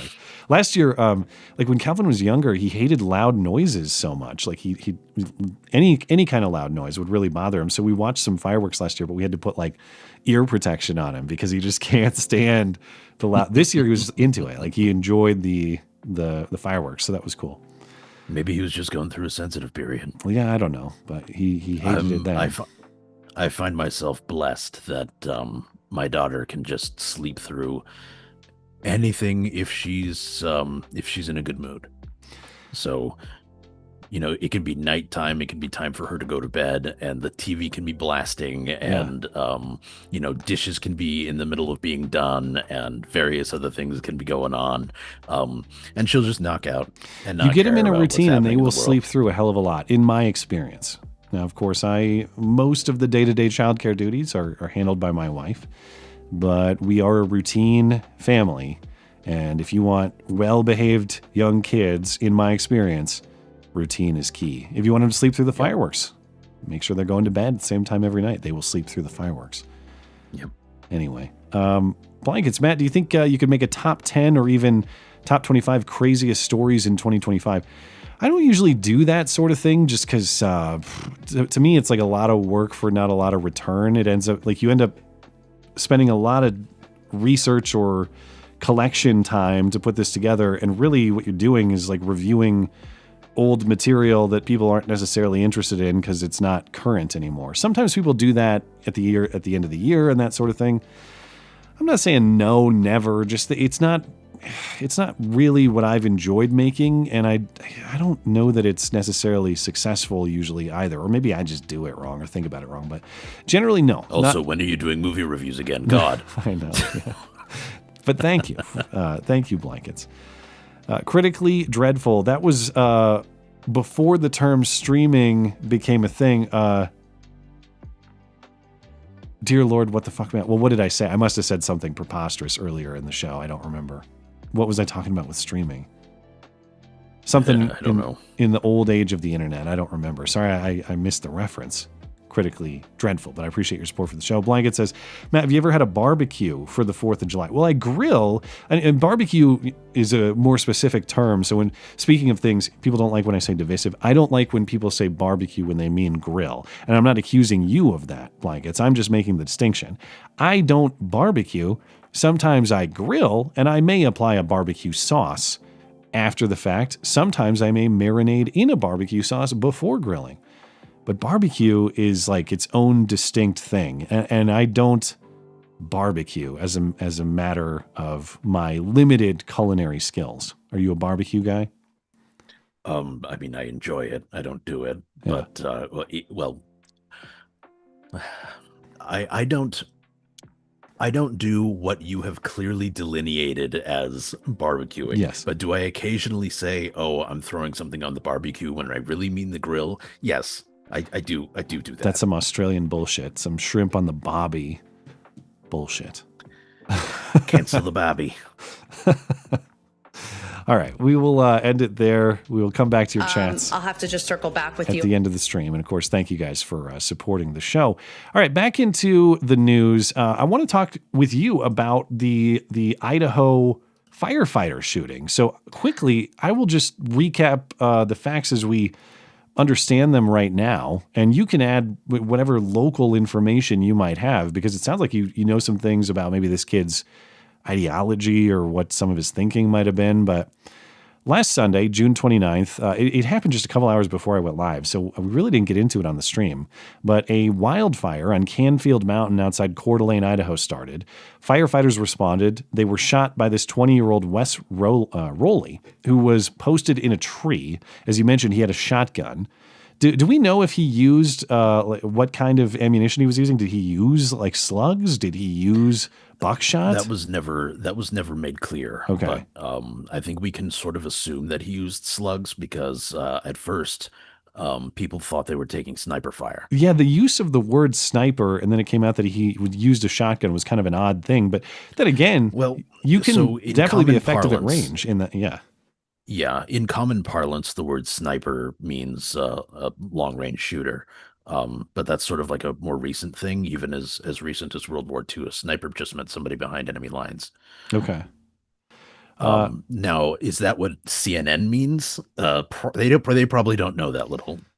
They're operating by the same Call of Duty definition I am. I mean, that means guy in a ghillie suit with a Barrett 50 cal doing a 720 out of the tree branch and no scoping you right as he hits the ground. Now, this kid actually was in a tree. He was posted up in a tree, according to the report. But he killed two. They were both battalion chiefs, John Morrison and Frank Harwood. Again, these are responding firefighters to the fire on the mountain that he lit. This kid, Wes Rowley, lit himself. At least that's the understanding. He injured a third, David Tisdall, who's undergone multiple surgeries but was reported as stable, at least earlier in the week, and I haven't seen an update since. But that later on Sunday last week, after a manhunt, Rowley was found dead on the mountain, an apparent self-inflicted gunshot. He was found with a flint starter, again, presumably that he used to start the fire, and a shotgun.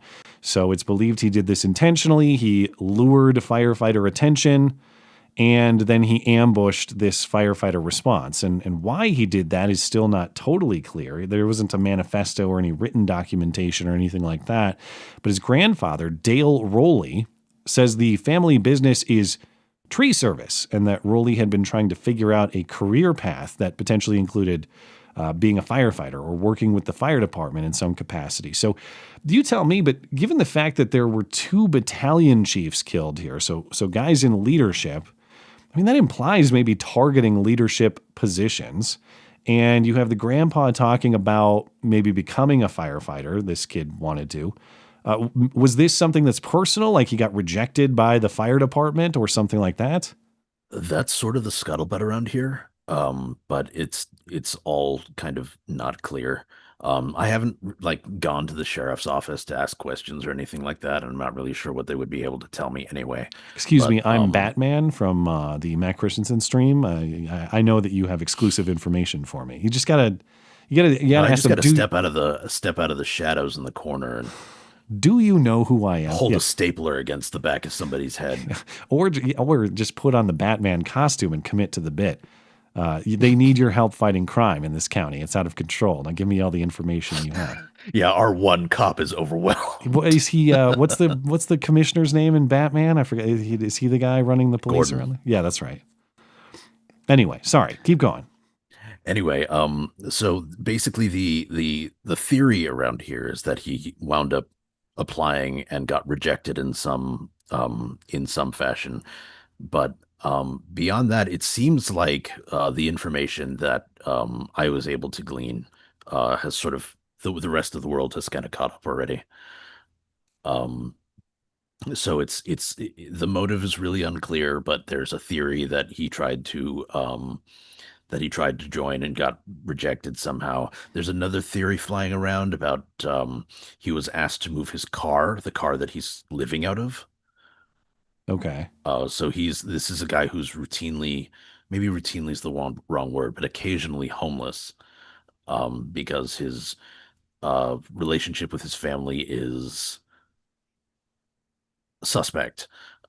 So as recently as 6 months ago, he was on vacation in Hawaii, I believe, with his mother. So his relationship with his mother appears to be still solid. His relationship with his grandfather appears to be still solid. His relationship with his stepfather appears to be okay.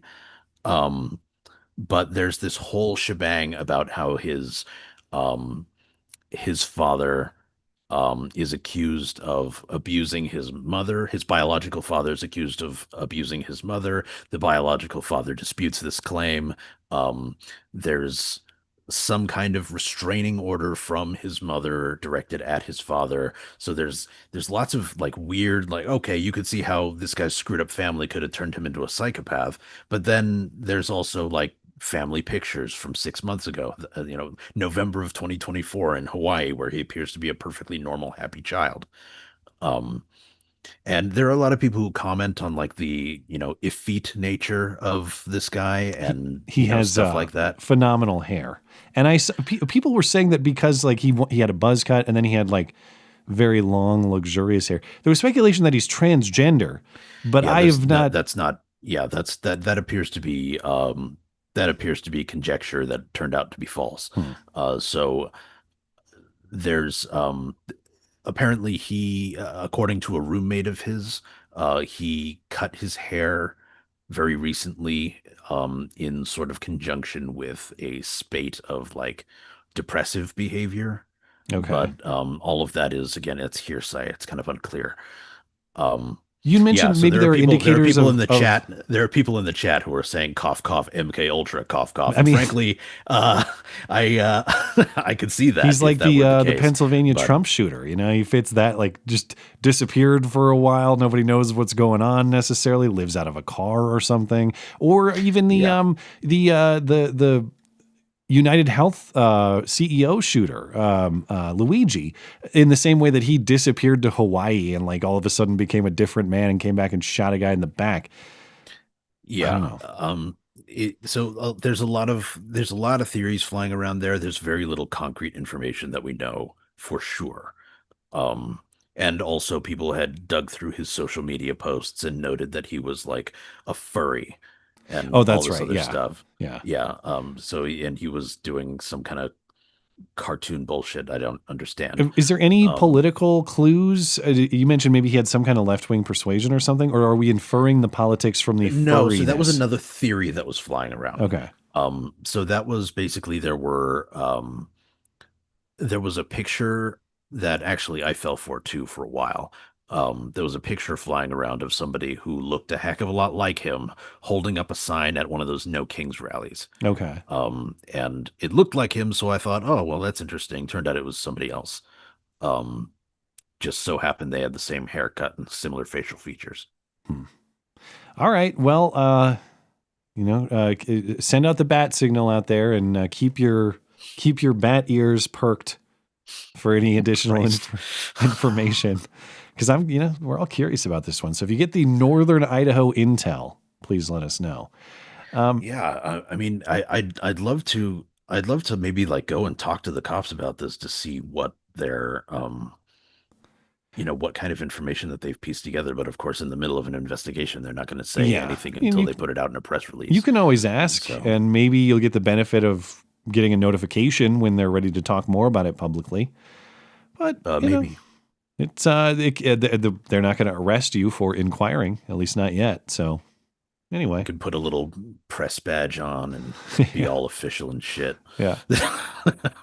Well, I want to talk about the America Party because I thought that the Trump versus Elon feud was over. I thought Elon did a bunch of drugs and posted a bunch of stupid shit on Twitter or X and then owned up to it and said, I regret what I did, without saying I did a bunch of drugs and now I look like an idiot. That was my theory. It's got to be a little more than that because the feud, even if on more, I suppose, civil terms, has restarted this week. And Elon is apparently so irritated by the passage of the big, beautiful bill that he is considering a political alternative, or not just considering, he's now forming it. But of course, he's disappointed in the overall spending that is continuing at status quo levels. We're not addressing the debt. We're not addressing the deficit. And quite frankly, I'm with him on that. I think if we're a serious country that wants to have a sustainable future, we do have to get serious about reducing the deficit, reducing our debt, and trying to operate our country like any family or business operates, and that is within your means. I agree. I agree with that. However, the solution to this is not, well, I'm going to form another political party, split the one that is slightly less evil down the center, so that the so that the ones who want to chop dicks off of 8-year-olds win, and that's the direction we're actually going to head. Probably. And the other thing is, like, I actually hate the reason he claims to have initiated this, and that is by posting a poll on X, which is not scientific or representative of anybody or anything. It doesn't matter. But 1.2 million people responded to his poll that asked them, should we create the America Party? And 65% said yes, and 35% said no. And then he takes that as reason to form the party. Well, by a factor of 2 to 1, you asked for a new political party and you shall have it. Do it for your own reasons, not because, like, suppose you have some kind of public mandate from X. Give us your reasons on principle why you think this is a good idea and why this is the most plausible success toward your vision for success in the future, which is largely fiscal responsibility for the federal government at this point. Am I reading too much? Like, I hate that I'm just responding to what the people want. No, just stop. If you want to be a leader, be a leader. Don't act like you're just stepping up to fill the demand for this sort of thing or something like that. If you want to be a leader, just be a leader. I agree with that sentiment. Additionally, saying, "Oh, I took a poll and 1.2 million people responded, and this is, clearly a reason to go forward with this idea." Okay, well, 1.2 million people probably also believe that Elvis is still alive. So that just a pure democratic system is not one that works. Ask ancient Athens. Well, and he seems to operate in that framework. He says, we're done bankrupting our country with waste and graft. We're living in a one-party system, not a democracy. And of course, I get that he means that both parties exist to continue this unsustainable financial path and consolidate their own power, and they're not serious about the things that he's talking about. But as a technical matter, and I know maybe he doesn't think that pure democracy is what we're supposed to be. We've never been a democracy. We've always been a constitutional republic for good reason, the reasons that you're describing. We don't want mob rule to govern these things. Indeed, I don't think that if most of the country voted for financial ruin, like Elon Musk is upset by, that he would say, well, that's a good idea after all the people asked for it. In many contexts, the people ask for financial ruin. It doesn't mean it's good. It doesn't mean you should support it. So there's got to be something more important than democracy through which to frame your party. Agreed. And more than that, right? This is the first budget bill. We're not even a year into this administration, right? And I understand, like, this on a pure spending level, this doesn't look promising for the future. But also, this stuff doesn't happen overnight, so I think it would be prudent for people to be a little bit patient. You're not going to get everything you want right out of the gate. And I know this as somebody who was absolutely reveling in the idea that NFAs or the SBRs and suppressors were going to be on this bill. Funny story to that effect. I actually didn't pay much attention to the news deliberately after Wednesday. I posted a video on Wednesday. Like I said, the holiday's coming. I got family coming into town. I have intentionally stayed out of the news cycle because I need a little break from it, even though this passage of the BBB is important. And it's my job to pay attention to this sort of thing, all that. But everybody needs a break sometimes. So I was intentional about that. And my wife and I were out in town, and I had not paid attention to the particulars of the final bill. So this was Saturday that we were in town. Trump signed the bill on Friday, but I didn't know what the final version was. So I walk into one of the sporting goods stores around here that has, in my judgment, some of the best gun selection in town. And I know they have a case of suppressors in there that I've looked at before, but I've always walked away from because, it's unjustifiable. They're retarded expensive. Yeah, it's a combination of the cost of the good, but also the NFA bullshit that I have to get, the tax stamp, the added background check, the fingerprints, all the stuff. So yeah. I went in there and I thought, oh yeah, I didn't. So I asked the guy behind the counter, hey, did they? And he goes, no. And my wife started cracking up too. She's like, he knows. Yeah, he knows. No, they did not include it in the bill. He knew exactly what I was asking about before based on 3 words, hey, did they? No. And he was so pissed off about it too. But you could tell that everybody. Quite frankly, if you'd have asked me the same question and I knew that that's where, and I had as much context as that guy had as to the direction of that conversation, yeah, my reaction would have been identical. And the thing is, I wasn't even standing in front of the suppressor case. I was standing in front of a bunch of handguns because they used to have the suppressors down on one end of their display. They've since moved them to the other end. So where I expected them to be, they were not. And so he had no contextual clue that I was interested in suppressors. For all he knew, I was interested in handguns. But he still knew. Hey, did they? No. And you had to ask a question. Everybody was doing the same thing, going in the, hey, did they? No, they did not. They hate you. They don't respect your Second Amendment rights. It's just hilarious. But anyway. That's great. You will note that in the America Party platform, there actually isn't a platform officially released yet. You're not going to get major Second Amendment wins, at least as a priority from the America Party platform either. But well, that's not really shocking because the guy who's founding this party is not an American. Well, not originally anyway. Julius Malema should be good reason for him to consider arming himself, I would think, but I don't know. You would think, but that's clearly not the first thing that's on his mind. All of his security guys have the licenses necessary to carry automatic weapons. So. Yeah, they stand guard while he bangs the bitches. That's how it works. So anyway. Yeah, all of them apparently. And has like 86 kids with 40 women. And, yeah. I've always been of the opinion pertaining to Musk that he was funny. He was nice to have on our side for a while, but this was an inevitable split.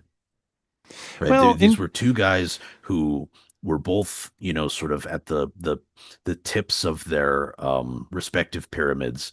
And ultimately, usually when you put two guys like that in a room, they don't agree on much for long.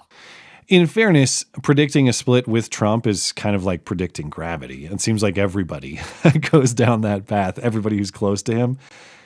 And there are also a lot of examples of those relationships being repaired. Look at Marco Rubio, for example. Look at Ted Cruz. Look at his entire sort of like close staff right now. They're all his former opponents. Yeah. So I wouldn't count RFK Elon. Jr., Tulsi Gabbard, I wouldn't count them as like, mortal enemies, although Trump has some funny things to say about Elon, which I'll get to in a little bit. But yeah, I mean, I take your point that maybe they're just two men of such power that one is going to have to submit to the other. And in that context, there's going to be conflict because I don't think either of these guys is necessarily a bend the knee type of guy. So here we are. But we don't have a platform for this America Party, but one account tweeted at Elon and proposed some ideas that he agreed with or affirmed. And those ideas include reducing debt, responsible spending only, modernize the military with AI and robotics. Okay, so let's make it Terminators. All right. Pro tech, accelerate to win with AI or in AI. Less regulation across the board, but especially in energy. Free speech, pro-natalist, as in, pro-family, birth, life, presumably. It's good to have babies, is the idea. Centrist policies everywhere else. And I have a few disputes with several of these, but the problem with saying you're centrist and embracing that title, you're allowing yourself to be defined by others. You are just saying, whatever the two poles are, I'm in between them. But that doesn't make you reasonable or good. You may be conceding ground to completely ridiculous or even dangerous people. So I hate centrist doesn't tell me the things you support. If you're centrist on the issue of chopping the genitals off of children, you're still evil. Yes, you're just halfway there. And no, some not might even. You're still firmly evil. Yeah, and in a way you might argue worse because you're willingly surrendering to it. You're not captured by evil. Evil isn't coercing you or forcing you. You're just saying, well, I don't know. We got A and B, so the right answer must be between them. Yeah, that's the banality of evil, right? Yeah. But even that, I don't have to agree with everything Elon Musk stands for politically to entertain this idea. Practically, how would this party compete? Well, every election in the United States is winner take all. And that means you're going to have two major candidates. It's just the way it works out because different groups are going to have to consolidate for any chance at winning. And that's why you don't see successful third-party candidates run very often, or succeed very often, I should say. But Elon says it's not necessarily his plan to have like an America Party president. What he wants to do is to laser focus on just 2 or 3 Senate seats and 8 to 10 House districts. Given the razor-thin legislative margins, that would be enough to serve as the deciding vote on contentious laws, ensuring that they serve the true purpose of the will of the people. Okay, but one, you're still going to have to beat the party machines. That's tough, but not impossible. 2, how is that really any different from budget hawk Republicans? Rand Paul and Thomas Massie both voted no on this bill for the same reasons that Elon Musk opposes it. It's not responsible with our spending and our deficit and our debt. And given the thin margins in both houses of the legislature, they are also in positions of decisiveness. So you have to answer the question, why not try to work with the Thomas Massies or the Rand Pauls? And maybe Elon is, I'm not saying he's not, but doesn't it make more sense to try to move the party that is closest to you, as you were saying, Batman, than it does to just like reinvent a party from scratch and potentially realize the worst case scenario that you're talking about, or something worse than the status quo? Because yes, excessive government spending is bad. We don't like it. But it's not all created equal. The big, beautiful bill is excessive in its spending, but at least you're getting some level of border seriousness. At least you're getting some Medicaid work requirements. At least you're getting tax cuts. If you take seats potentially away from Republicans and give them to the America Party, if that's what you're trying to do, or that's what will happen, because you're not going to gain seats from Democrats. You're not going to pick off Democrat seats by doing this. You may or you will give Democrats an advantage, and then you get even worse. You get even bigger government spending on even worse things, and your effort to fix the problem has actually worsened the problem, which I think is exactly what you're describing. If that's the case, Elon would have to live with the fact that all of that happened because of his own goddamn ego. Pretty much, yeah. Right. So, I mean, don't get me wrong. I like Elon Musk. Okay. I have problems with the guy, but I've got problems with everybody who's in office, right? Nobody's perfect. But this is, I think, I have difficulty saying this because we already know he's so intelligent, but this is the dumbest thing he's done. I don't know. You could say the same about his selection of women, I would think. But okay, you're right. It's not the dumbest thing he's done. Wah wah. Yeah. But but anyway, you get the idea. This strikes me as poor behavior spurred on by a bruised ego, which is not what this which is not what this country needs right now. And for somebody who, spent a good deal of the campaign basically saying I am fighting for the people and not necessarily my own interest. This seems a hell of a lot like something that's just in his own interest. Yeah. And I know if I'm trying to take like the Elon perspective, I know it's not satisfying to think in terms of let's accept this crap instead of the even crappier crap, but the truth is that's often what politics is, defeating the worst crap in favor of the more acceptable crap. And if you don't accept that premise, then the answer is it's time to undo the entire system. And you can argue that, and many do. That is the Tree of Liberty case. Washington must be dismantled because the watering of the Tree of Liberty is due. That's fair enough. I respect that position.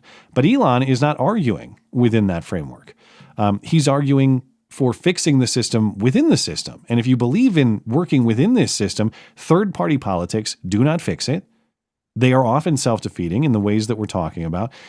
So it is, practically speaking, it's move the party that is closer to you in the direction that you think would be best, or completely change the rules. But Elon Musk is not talking about changing the rules, and it's definitely not going to work if Elon Musk plans on incorporating the guy who taught us this exact lesson, which would be Andrew Yang. Over the weekend, Elon followed Andrew Yang, of course, the businessman who ran for the Democrat presidential nomination in 2020 on the premise of universal basic income and other nonsense. And then when he lost, he started the Forward Party.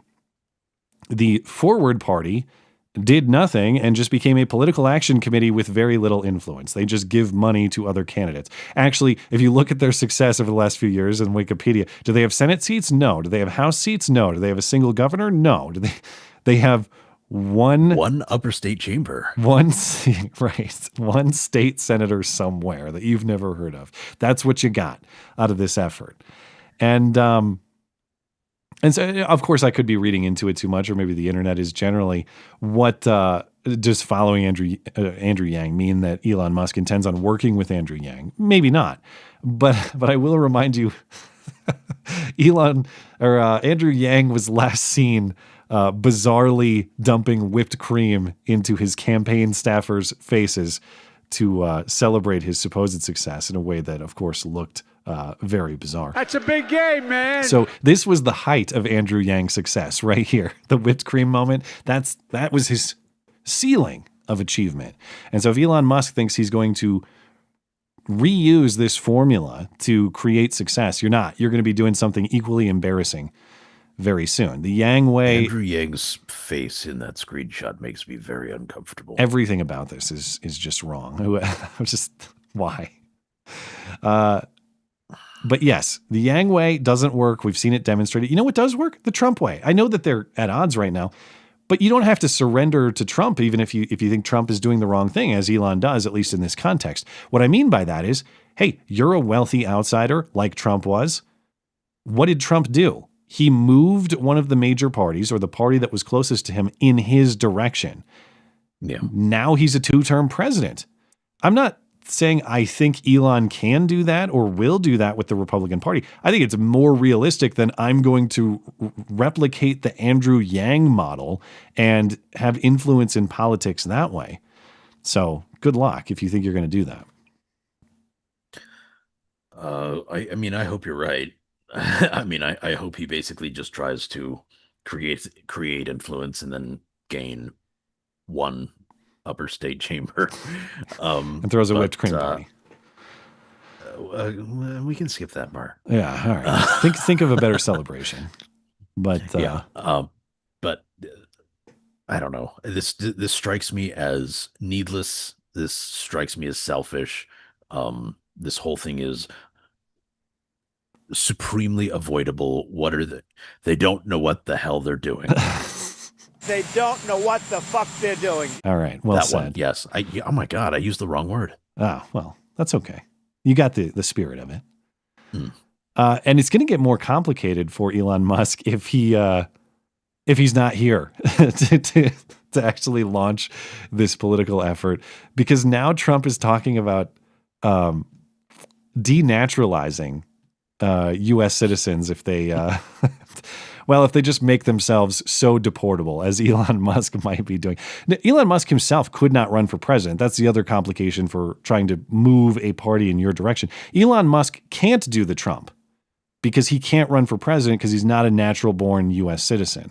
He could produce a candidate or support a candidate, but he can't actually be the candidate like Trump was. He's South African, and he did gain U.S. citizenship in 2002 or the early 2000s. But yeah, Trump, I think, is joking, or he's being set up by reporters here. But maybe considering an effort to deport people like Elon Musk, Trump, according to a DOJ memo, considering an effort to denaturalize people from other countries, as in strip citizenship from foreign people who have since gained it. Good. Think like Ilhan Omar. I claimed my brother was my husband to get him into this country type stuff. This has actually happened in cases like that where people have lied in the immigration process. They've been, that's denaturalizable. Yeah. And there are countries that basically just do not have the papers necessary to confirm that they are who they say they are. Yeah. That whatever circumstances are, that serve as a prerequisite for coming here, are true or untrue or whatever. So, I mean, like Somalia is a great example. what kind of paperwork is Somalia, the government of Somalia, going to give you that will convince you of anything? Because if they can give you a document that will convince you that the sky is blue, I have a bridge to sell you. Yeah. The Justice Department memo says they're considering not just denaturalization for lying in the immigration process like that.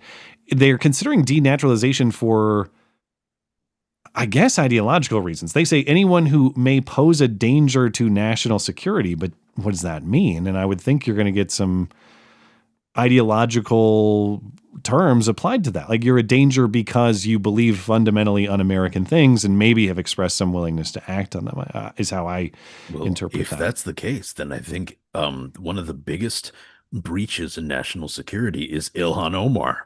Well, yeah. I mean, not only did she break into this country with no documents to prove who she was, she also managed to get into leadership. Yeah, and committed a fraud to do it, or at least helped her family through fraud. And for either committed fraud or committed incest, or both. Yeah, right. Tell us which. But this is Somalia we're talking about. It's probably both. whatever the worst case scenario is. This is Mogadishu, after all. Yeah. But yeah, look at me. I am the husband now. I think those were their vows. Yeah. There is. Okay. Anyway, there are important constitutional questions about such a thing. Obviously, like you've become a U.S. citizen, and since maybe are eligible now for denaturalization based on your viewpoints, yes, I do have constitutional questions about that. However, it is also true that there's some level of precedent for this. Starting in 1979, the DOJ used existing statute to deport hundreds of people who were pro-Nazi or were accused of assisting the Nazis. We're only talking about like 100 people. So it was small in scale, and maybe they had activity that was beyond just their viewpoint. So it might be a little more complicated than that. But the point is, Trump did not invent this effort out of thin air. There's some level of history to it. To bring it back to Elon, though, Trump, would Trump do such a thing? Would he denaturalize Elon Musk and deport him back to South Africa? Well, Trump was asked about that this week, and Trump said, I don't know. I'm not going to do it. I don't know. I think we'll have to take a look. We might have to put Doge on Elon. You know what Doge is? Doge is the monster that might have to go back and eat Elon. Wouldn't that be terrible? We're going to sick Doge on the Doge master. I always like that he has to throw in that little ticks like, do you know what Doge is? Yeah. Like, no, I'm a news reporter. I have no idea. I mean, and granted, I'm not giving journalists any credit. They are barely human, but the idea that he's like, do you know what Doge is? Who's going to answer? What's that? Like, well, it's who hasn't heard of that at this point? It's only his second most obvious request. The N-word. That's a very nasty word. Oh, that was the wrong one. It's this one. The N-word. You know what the N-word is? That's right. No, I've never heard of it. Can you please elaborate? All right. So we'll see if Elon Musk gets deported, but moving it along. We're talking about one African that the N-word does not apply to. I guess. I don't know. Does he get an N-word pass? I don't know. Probably not. Anyway, in fact, I think the hostility toward South African white people is even more so than, say, like people from Europe or the United States or something like that. So, yeah, no N-word pass for Elon. On Wednesday, I posted a video about the Portland woman who confronted Antifa anti-ICE rioters occupying her neighborhood. And they've been blasting sound at all hours of the day and night. She's had enough. She went to confront them to tell them to shut the hell up. In case you missed the moment, this was late Saturday night last weekend. Turn it down! We the people need sleep! Motherfuckers! You're worse than ICE! You heard what I said, bitch! Talking to us calmly would be a hell of a lot better than... Go fuck yourself! You colonize your fucking ass, bitch! Go fuck yourself, bro. I don't give a fuck. Stick that cane up your ass. Make it! Come on, I'm ready to go! We live in a legitimately worse world where if you stand outside somebody's apartment and you scream and you shout and you deliberately keep people awake and make their lives more difficult the next day, make it more difficult for them to go to work, and you aren't afraid of getting shot, it's that there are no consequences for that makes for a poorer society. Yeah, that's failure as a society for sure. And they're not just shouting and yelling too. They're deploying acoustic devices. They're deploying megaphone type things. They're being loud beyond just their physical abilities. And of course, when they're confronted by somebody who actually lives there, who they are directly inconveniencing, we get that one chick who's like, go fuck yourself. I don't give a fuck. Yeah. Yeah. Now you should get your ass kicked. Like, we have breached the point where you should actually be on the floor bleeding. I think we all that wanted is the that should be the consequence for that. I think we all wanted to see the cane fight that she was inviting. That was the one disappointing thing about that clip, but maybe it's still, I didn't even think of it that way. Yeah. I do wish that we could have seen, Miss Diabetes over there just, beat the shit out of Portland Whitey. Now, I will allow the nickname because, as far as I'm aware, we don't know what this woman's name is. She has an X account under the name Numer Arch, I believe is how you pronounce it, but we don't know what her name is. And she has been tweeting about this. I do thank her for her contributions to my soundboard.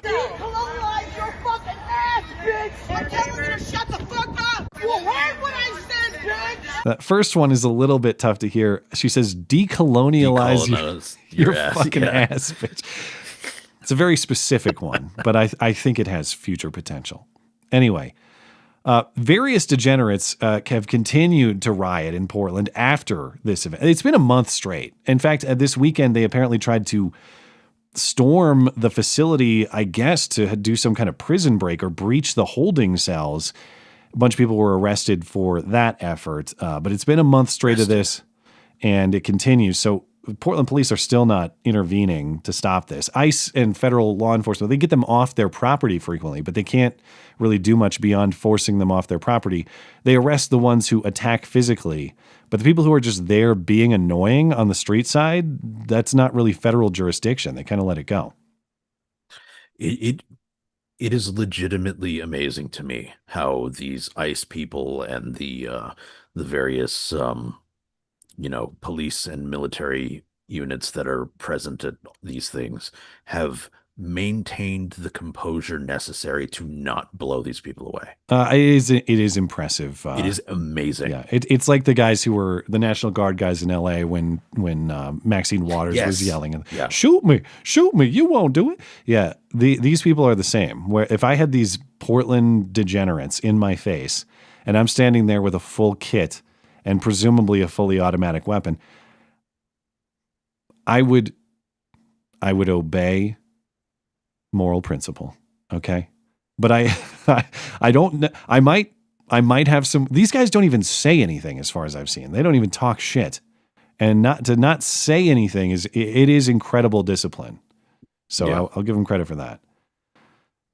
But the reason I bring this story back up is because there's an update now. The woman who, the reporter who covered this, who recorded that piece of viral footage, is now talking to this woman in Portland, the one with the cane who confronted these rioters.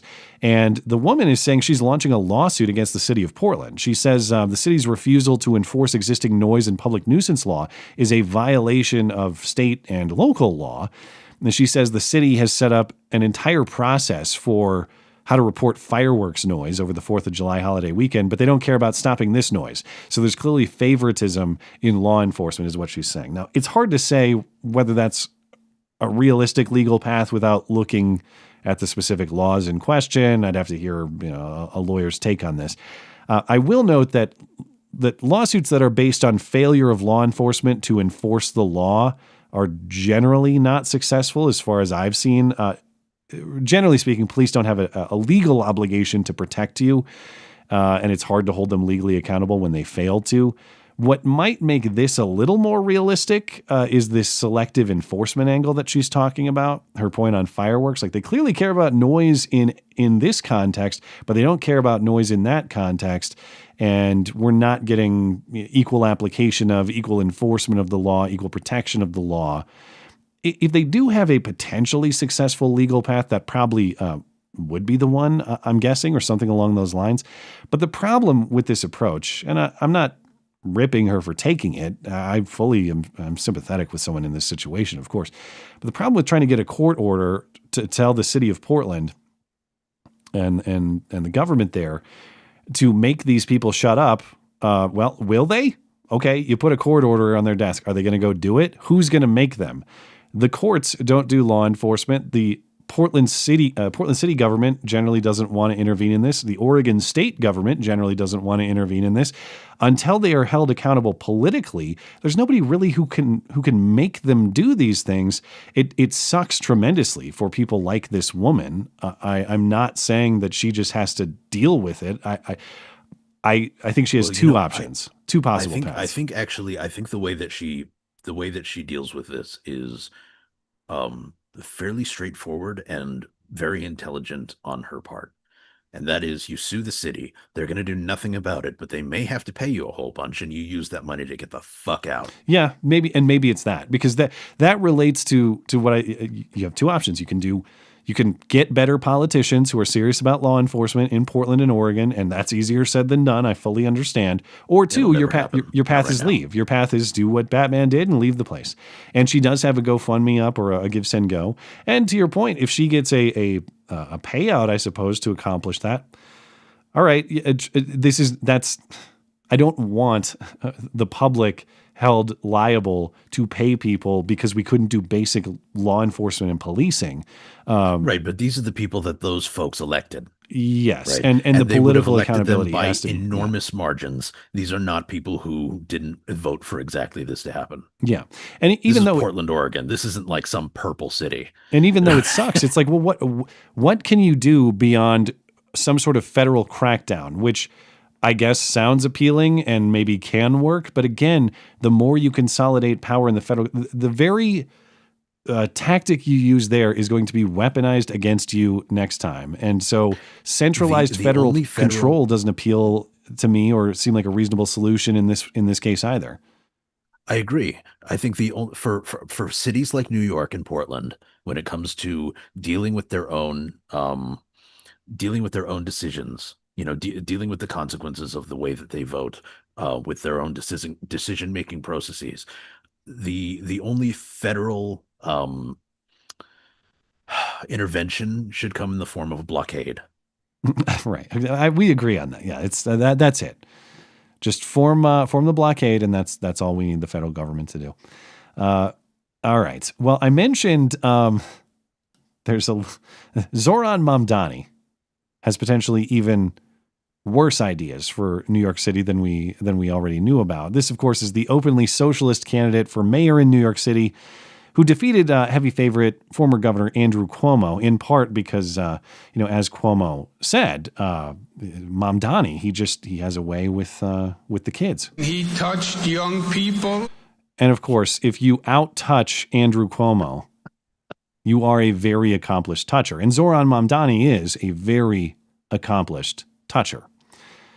And Mamdani's agenda represents insanity for New York City in ways we've discussed already. Rent control, more rent control at least, city-owned grocery stores, public money for transgender stuff for kids, all that. But you can just say communism. Yeah, the hammer and sickle. But what may be the most insane, this one may be the most insane Mamdani, I can never say his damn name right, Mamdani idea of them all. Per the New York Post this week, Mamdani is considering former Congressman Jamaal Bowman for New York City schools chancellor if elected. Do it. Jamaal Bowman would be running all of the schools in New York City. As in, yes, the guy who falsely pulled the fire alarm at a congressional office building and defended himself by saying, why, yes, I am retarded enough to do that because I thought it would open the door. That guy would be in charge of the largest school system, public school system, or school system in general. There's definitely not a private one that's bigger than that. Largest school system in the country, overseeing the education of 900,000 students at some 1,600 schools. And it's There are no two people who could faster turn New York City red than these two right here. Maybe they're going to go to hell so fast, people will either stay brainwashed and potentially perish or change their minds. I don't like to say that people will die of things like the big, beautiful bill, but put Jamaal Bowman in charge of schools and kids will definitely die one way or another. There's just no way around it. And it's not just that Jamaal Bowman is self-admittedly retarded and pulls fire alarms thinking they'll open the door. It's that, of course, he has the experience of running a school before. I assume that's why he's in the running for being schools commissioner in New York City. Reminder. As I recall, his school was a great success. The Jamaal Bowman Center for Kids Who Can't Read Good. And right. And it was named that because they actually can't read good at the school. Now, in fairness, they can read a little bit better than they can add, subtract, multiply, and divide. But it was Bowman was the principal, seriously speaking, at the Cornerstone Academy for Social Action. And in practice, it really was the Bowman Center for Kids Who Can't Read Good. In the 2017-2018 school year, about 90% of the kids at the school were not proficient in math. They were a little bit better in English, to be fair. 30% of the kids were proficient in reading and writing. And yes, the student performance at the Jamaal Bowman Center for Kids Who Can't Read Good was bad even by New York City standards. You may think, well, education in New York City is trash overall. Like, was Jamaal Bowman actually worse? Yes, he was actually much worse. In the city overall, 38% of students were proficient in math. Within the same district that Jamaal Bowman's school was in, 28% were proficient in math. That is triple or quadruple the Jamaal Bowman performance right next door to Jamaal Bowman. But of course, Jamaal Bowman has an explanation for that too, and that is that the standardized right, it's in here somewhere. Where was it? The standardized tests are racist. It's a form of modern day slavery, of course. That like the fact that there are racial differences in the academic testing performance, that is because the tests themselves are a product of racist constructs. Well, then why are the tests especially racist at the Jamaal Bowman school? Well, that's because Jamaal Bowman makes people especially racist, of course. And on that, I think we can all agree. Nobody has made me more racist than, I don't know. There are a few, I guess, maybe would be in the running. But Jamaal Bowman definitely creates a lot of racism every single day. Yeah. I mean, it is difficult to look at people like him, to look at the entitlement and look at the utter incompetence and look at the arrogance and combine those three factors and think, yeah, we should put this bitch back in chains. Only place he'll be good at anything. It's really in Jamaal's interest, you know? We're doing it for him. All right. It's time. We're late to it, but it's time for a little hoax hate. And now the nobody saw it happen, but it's totally a product of Trump's America hoax hate crime of the week. Ah, shit, it's backwards. You think they'll notice? All right. I know that you're an observant man, so this question is more rhetorical than actual, I suppose. But we'll start off this story with a joke, Batman. What do you call a sick eagle? Illegal. Yes, I got it. An ill eagle. Yes, exactly. Now, are you a Starbucks guy? I hardly ever go. Maybe if I'm in an airport or something. That's about it. Okay. No, so I tend to avoid Starbucks on principle. I'm not a huge coffee guy anyway, but yeah, I'm not going to Starbucks regularly. So I'm told, obviously they write names on your drinks when you order. I get that. Any coffee house is going to do that. But I guess at some Starbucks, they actually, the baristas will sometimes put jokes like that one on as well, like just basic dad joke type stuff. Well, in Irving, Texas, a woman of Hispanic descent is very offended by that very joke that was written on her drink. She says her legal status in this country was questioned by Starbucks. A trip to Starbucks inside this Target store in Irving was part of a typical Monday for Blanca Lopez and her daughters. But after ordering her horchata latte, Lopez and her daughters noticed something written on the top of her cup that got their attention. What do you call it? Sick, illegal? And then when I read it, I was like, okay, am I supposed to laugh or what do I need to do?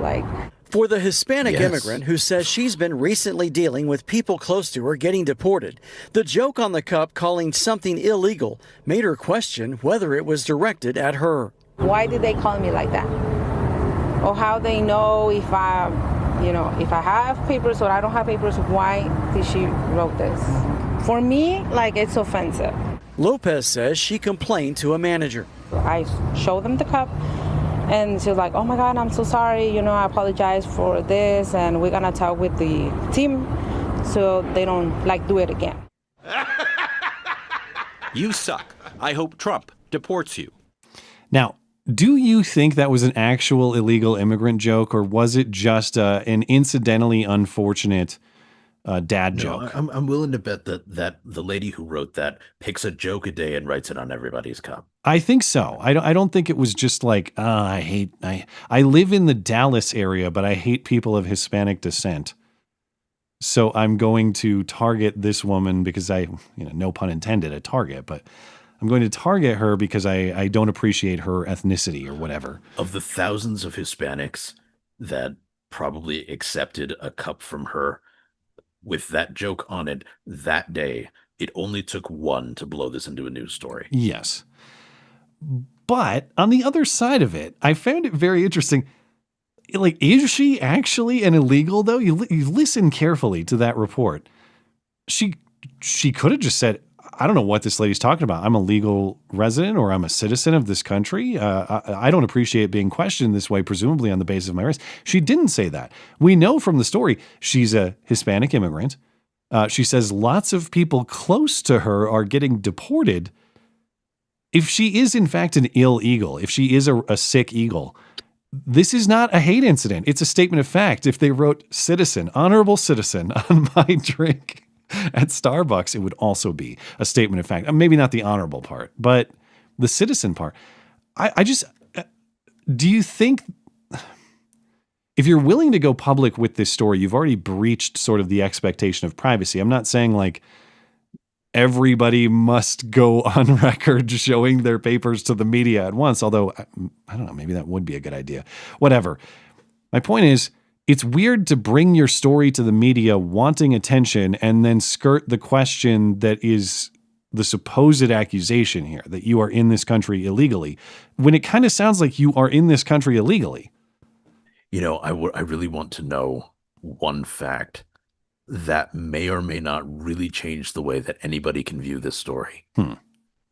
Was the barista's name Rodriguez? Yeah, or something like that. We also have not Target and Starbucks have both released generic statements. Everybody's welcome here. We don't know. But as far as I'm aware, we don't know who the barista was. There was some commentary about discussion or even discipline for that barista, but not identified. But just demographically speaking, statistically speaking, pretty good chance that the person who served the coffee is of Hispanic descent, himself or herself. You're right. And also, I'm looking at all these pictures as you scroll through the article. I'd heard about the story, but I hadn't seen this particular article. And I'm just thinking to myself, the cameraman who took these pictures had to be thinking to himself, I went through years of schooling for this shit. I will say the handwriting looks kind of feminine if you want to draw any conclusions from that. But the hilarious thing about this, everything about this story is hilarious, but I thought the end of the CBS reporting that was in that video and that's quoted in this New York Post reporting, you have an immigrant rights activist who's quoted in the story. It's not just inappropriate, it's disturbing, especially right now when the narrative being thrown out in mass media is if you're illegal, you're a criminal. And if you're a criminal, you're illegal. Well, first of all, yeah, I know the mainstream media. Accurate. Right. You did it. Congratulations. You get a cookie. The premise that the mainstream media loves demonizing illegal immigrants or immigrants in general. Hilarious. I don't know what media you consume, but whatever. But yeah, to your point, if you're a criminal, yes, you're illegal. Like, doesn't criminal mean participant in illegal activity? Is that narrative, or again, is that just definition? Can this guy give me a definition of criminal that does not include reference to crime or the law or illegality? And yes, he can, but it involves telling you in Spanish. Yeah, maybe. Or maybe it's just that nobody's a criminal. And that's probably the point. Nobody's actually a criminal. That's actually the unironic position of plenty of people now. And that is, nobody is illegal. You hear that slogan all the time. Yeah. Well, yeah, they are. I mean, definitionally they are, functionally they are, legally they are, and necessarily they are. Because, if nobody is illegal, then neither was Osama bin Laden circa 2011. They're illegal based on conduct. I know that the conduct of murdering someone is not the same thing as the conduct of being present in a country unlawfully, but the same thing with the concentration camp characterization of Alligator Alcatraz. The distinction is not made based on like some inherent personal trait. It's made on the fact that you disobeyed the law. That's the distinction. And if we don't grant the premise of that distinction anymore, we don't have law. Law is it's a non-existent thing. It has no definition and it serves no purpose. Tell me that look at our cities and tell me that those are lawful places where these people are voting. I mean, clearly these are not people who consider the rule of law to be a particularly compelling force. Yeah. Well, and they get away with it, and until they stop getting away with it, they're going to keep. Well, because they are the useful idiots that are being used by those in power who are trying to replace us with people they can control.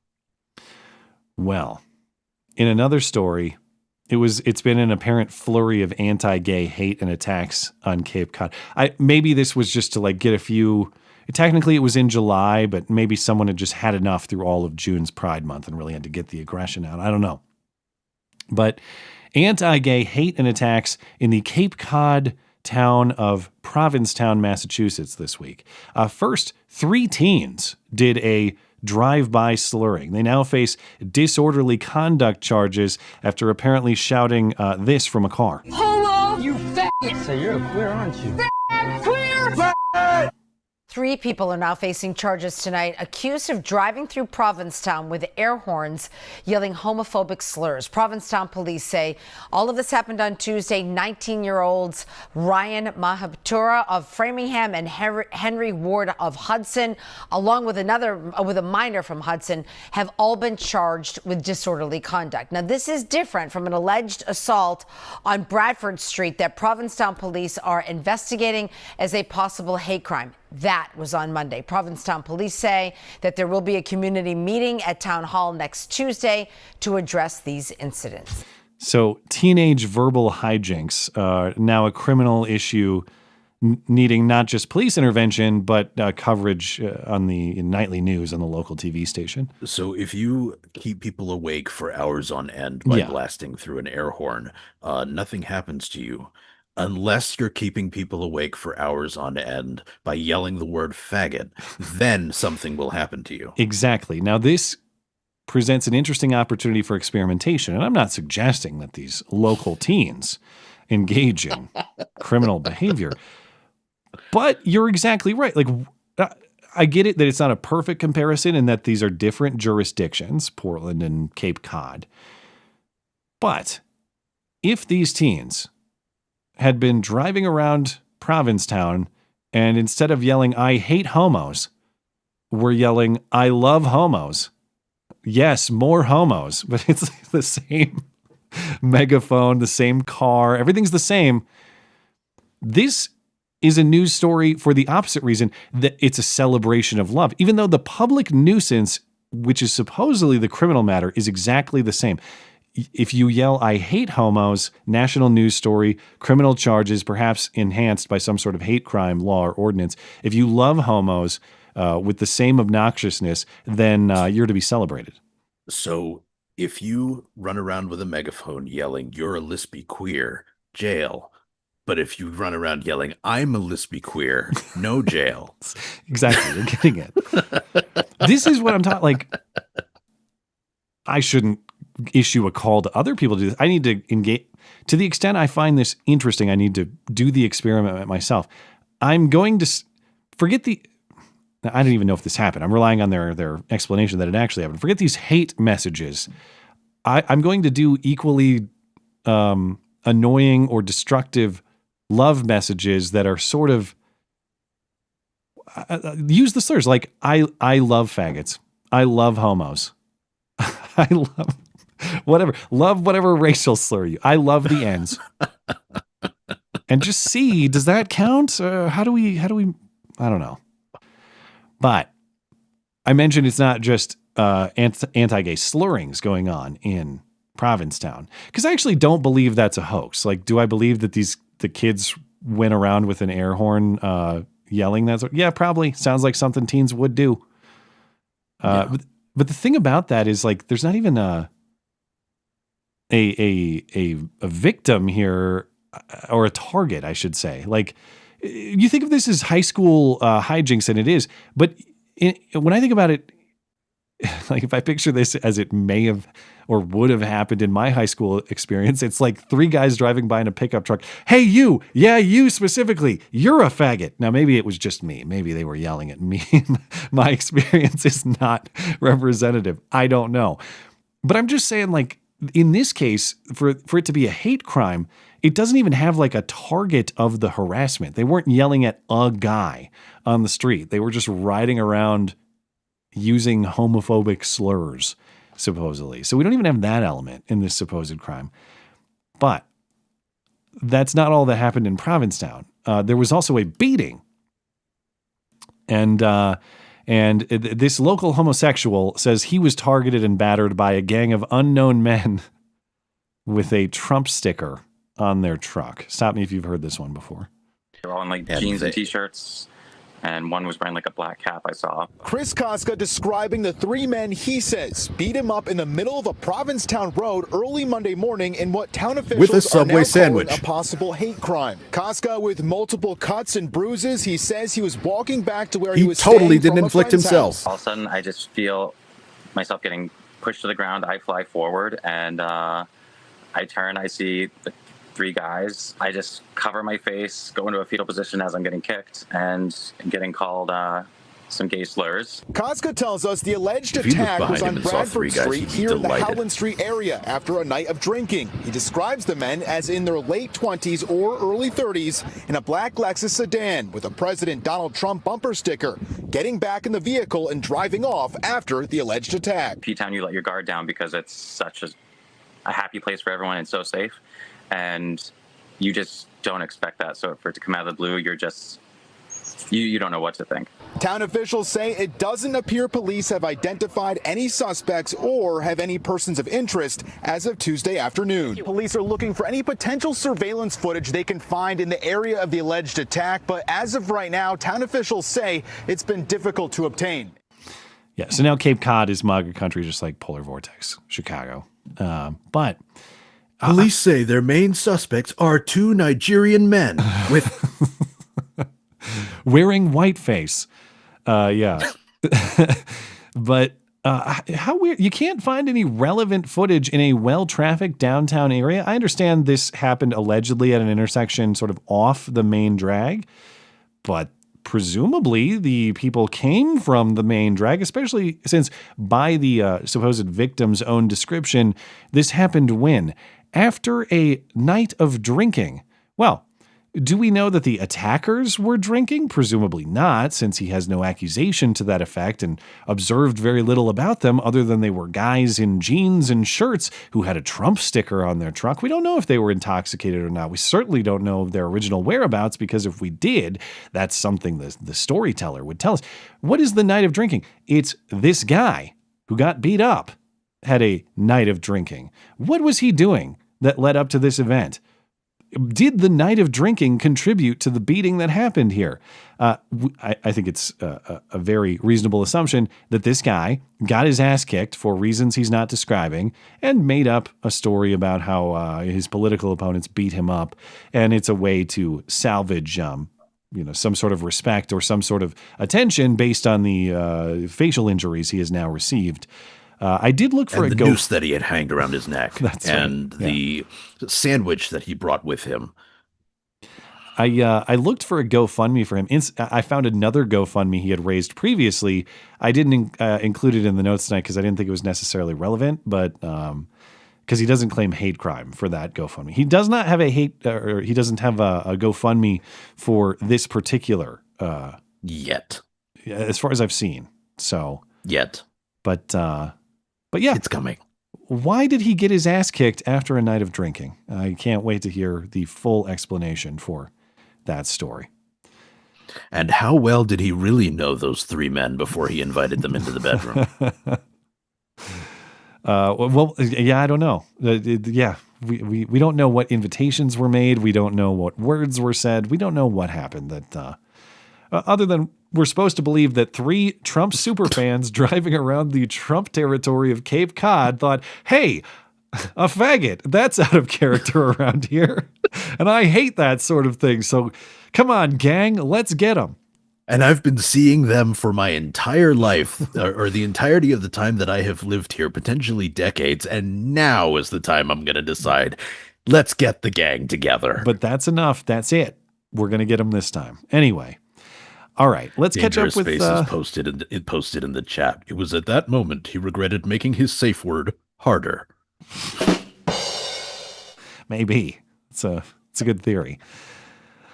All right, let's catch up with a little bit of Super Chat, and then we will call it a night over on Rumble. Speaking of Dangerous Spaces, our friendly producer and call screener got a few things to say. Let's see. Can't speak to the U.S. process, but in Australia, the police would be the first place to source information, as they are the ones investigating the crime, the suspect, and so on. At least worth asking. Yeah, I mean they're not going to give you information that they're not releasing to the general public. They're not going to. Well, I don't know. Maybe Batman can be the official recipient of the Coeur d'Alene Police Department and/or Kootenai. How do you say? Is it Kootenai? Kootenai County Sheriff's Department. Why is there an AI in there and it's pronounced E? Ask the Native Americans. Yeah, one of those Indian words. Yeah, but it never hurts to ask. Dangerous Spaces also says if Elon backs something politically, it's guaranteed to be successful. That's why we have President DeSantis, right? And being a Twitter poll, are all the people who voted in it even American? Elon? Well, the reporting said it was Americans, but it's not 1.2 million Americans and Americans only that voted in that poll. There's no way. No. Was Elon a DeSantis guy? I don't remember. He very well could have been. He started supporting DeSantis, but he wasn't quite as vocal as he was during his time on Trump's pseudo staff. I mean, I liked DeSantis, to be fair. I think DeSantis is a good governor overall, though he's done some stuff I don't like. I think he's a very good governor. I don't think he's a presidential candidate. His campaign was underwhelming, not even for like policy reasons. It actually was personality reasons. He kind of shrunk in the moment, and I don't mean that as a shot at his like alleged high heels or whatever. I just mean like he just became boring. I don't know what, not that I want and must have like star power and entertainment from a politician, but if I'm bored to death listening to you, it doesn't help. And I think that's really what he didn't have the magic, and he made the critical tactical mistake of going up against Trump, who absolutely has the magic. I thought I thought DeSantis was going to have more power than he did, and it's because I thought Trump was more vulnerable than he was. So this is not me like, oh, I'm not trying to pound my chest about being right on this politically. I thought that after a lot of the 2020 stuff, including COVID stuff, and after there's a lot of dissatisfaction for many. I'm not saying rightly, but Trump had annoyed a lot of people with his response to the 2020 election. I thought that there were going to be a lot more people willing to ditch him than there were. But I think the one thing that calculation did not consider, including his kind of star power, charisma, appeal in the way I'm describing, is the overreach that Democrats committed in response. I mean, all of that was before they tried to put him in jail. All of that was before a guy almost blew his head off. All of that was before the Democrats deployed their worst. Yeah, Trump definitely went into this fight with some baggage, but in the course of that fight, they removed some of it by accident. I would like to see how it plays out, the election, if Democrats make themselves reasonable. And by that, I mean just like, Trump's a guy we disagree with. Not much more. If they didn't do the lawfare, I'm not saying they did the shooting. Okay, I'll say it for you. But I'm saying, let's say the shooting never happens. I'm just saying it's a more traditional campaign where they operate by the traditional rules, and it's just like, this is a guy we disagree with. But hey, if he's elected, it's not the end of the world. Obama instead of Kamala. Well, which Obama? You talking Big Mike or you talking Barack? No, I'm talking about the old Obama. Okay, the one that won. The old Obama. You talking 2008, like original Obama, or baggage Obama in 2012? Yeah, I'm talking 2008 Obama. Man, I think 2008 Obama beats Trump in the re-election in 2020. Agree. Yeah. But I think that's what they needed to do. That was the kind of campaign that they needed to run, and instead they ran a 100% offensive focused campaign where nothing they said was about policy, and it was all about attacking Donald Trump. I got to keep you tight on the mic to pick up those sweet Batman vocal tones. You get far away and I lose. Apologies. You. Yeah. So they needed to run an Obama style campaign, and instead they ran a 100% offensive glass cannon, attack Donald Trump at all times sort of campaign that backfired really hard. Yeah. What if, also says, if Billy has 3 bananas and his N-word classmate has 1 bananas, how do we restart slavery? What? Wow, I never realized how racist school exams actually are. It's so subtle, you really have to... Well, then you add 5 minutes and then his classmate has 4 bananas. Yeah, well, I didn't know that was the test at the Jamaal Bowman school, was banana addition and subtraction. Oh my God. Also says, you need to have some level of charisma to run in politics. It's why so many politicians put on that stupid preacher voice. DeSantis comes across as a bit too tismy to be charismatic. I think maybe it was that, I don't know how scripted he truly was or not, but it came off as scripted. You need to have a focused message as a politician, but you also have to be able to come off the cuff. It just seemed like he never had that. He had that riffing ability. Yeah, the interesting thing is he was actually very good at all of that stuff during his gubernatorial run, but all of a sudden he gets into the presidential campaign, and he sounds like he's been replaced by a body snatcher. I think it was probably a deliberate campaign strategy not to screw up, is my guess. And whoever is responsible for that is a campaign manager or campaign strategist, hopefully got fired. But what I mean by that is... out of a cannon. It really seemed like they were counting on Trump to fail rather than making themselves an exciting alternative to Trump. And that was a mistake. You can count on Trump to trip to a certain extent. Like, he says crazy things and sometimes he even does crazy things. But if you're counting on him to become politically non-viable because of it, that's a mistake. And I think that was their calculation. Yeah. Polaris 9009, late to the show. Congratulations on the big move, Batman. I'm so happy for you and your family. Side note, if you're on the Halloween show, I vote for your costume to be the Batman who laughs. Oh, there you go. I don't know who's going to be on the Halloween show this year, but Is the bit on Batman he doesn't laugh? I don't know. I'm not Batman informed enough to know. I'm going to look this up because I'm not familiar with it. I'm going to look this up because I'm not familiar with this either. In the meantime, thank you, Polaris. Ryan Allen, sleep deprivation through noise is a form of torture in violation of the Geneva Convention and should be punishable as a work crime and removable by a military force like National Guard or NATO, in my opinion. The woman in Portland wants the National Guard to come in and do some law enforcement like LA. And, obviously, I'm not. I have a lot of questions about the federal government and federal government military forces doing law enforcement. If there's some way that they could limit it, like say we're going to establish a certain perimeter around our federal facility that they can't do this.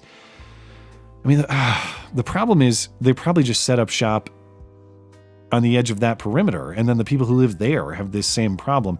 I don't think it's necessarily wrong to use the National Guard and or federal forces to protect legitimate federal activity in law enforcement, and I certainly think what ICE is doing is that.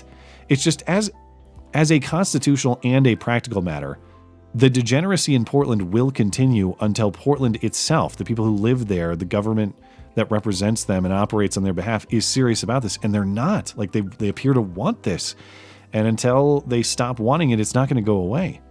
I think you're not taking that far enough, because we can see that the incompetence and degeneracy of these cities can literally let them burn down a la LA, and they still won't change their minds.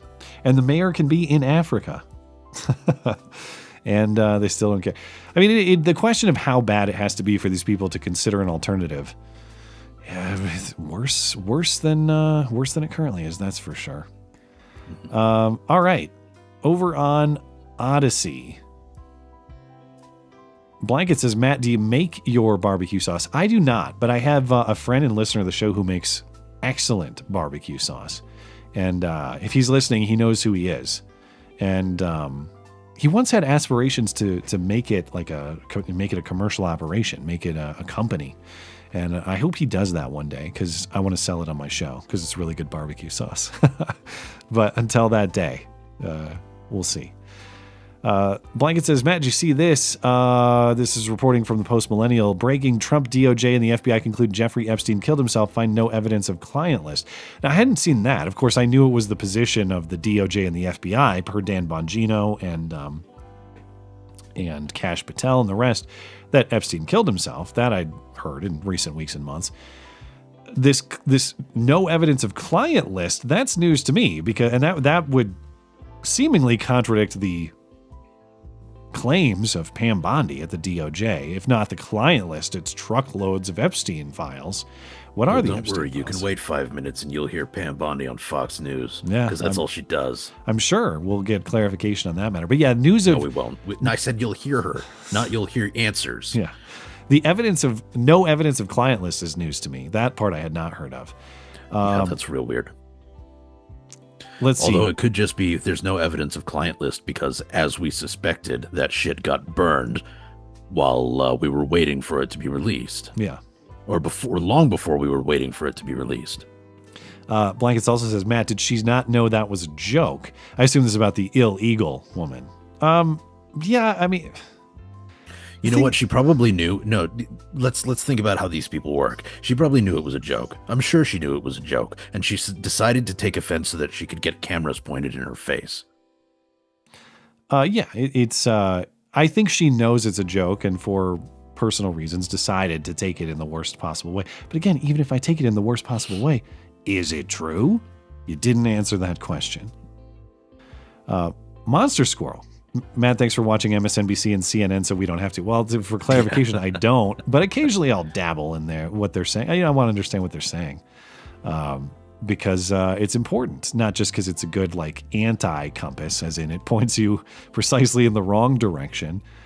And it's good. It's not just a good measure that way, but you always want to keep in touch with what the best counter cases to your perspective are. Not that CNN and MSNBC are making the best cases all the time, but they give you an idea of what the general view might be counter to your own beliefs. Monster Squirrel, did DeSantis really want to win the nomination last year? Was his campaign, was it a prep for a future run, or maybe practice? I could see that. The problem is, once you're labeled a loser, it is very hard to recover. Think like John Kerry in 2004. Yeah, he became what? Secretary? Was he Secretary of State? I can't even remember. He had a cabinet position and all that. But rarely do you see someone fail in the primary process and come back to be a star presidential nominee after the fact. Not impossible, but not common. And so if you're doing this as a practice run with the expectation that you're going to lose, very big gamble. Better off just not doing the practice run at all, I would think. I don't necessarily disagree with you, but also the political landscape is changing, right? People are becoming more and more sort of political stars who can run over and over again and have, incredibly loyal backers. Politicians are the new movie stars. What do you think DeSantis' prospects are for 2028? I would put them as pretty low, but a lot can change. Very good. J.D. Vance is the favorite. What were the odds that far. Trump won? If we're talking pure statistics, what are the odds that Trump won a second non-consecutive term? Right? Extremely low. It had only been done once before. Yeah. But it happened. Yeah, and I think if DeSantis were to face off against Vance in a debate today, first of all, I think it'd be a very interesting debate. I think both of those guys are sharp enough that it would be informative and useful. That said, I think what separates them, as someone who generally appreciates both guys and isn't necessarily a super fan of either, J.D. Vance has that little charisma it factor that DeSantis lacks, at least this time. Magic. And he has the meme face. The meme face, then again, his best performance was up against Tim Walz of, school shooter fame. So I've become friends with school shooters. Like, how hard was that just debate? Because he really was given an easy target doesn't mean that his performance wasn't still good. Yeah. Well, I look forward to that, but I would definitely make J.D. Vance the favorite for your Republican nominee in 2028.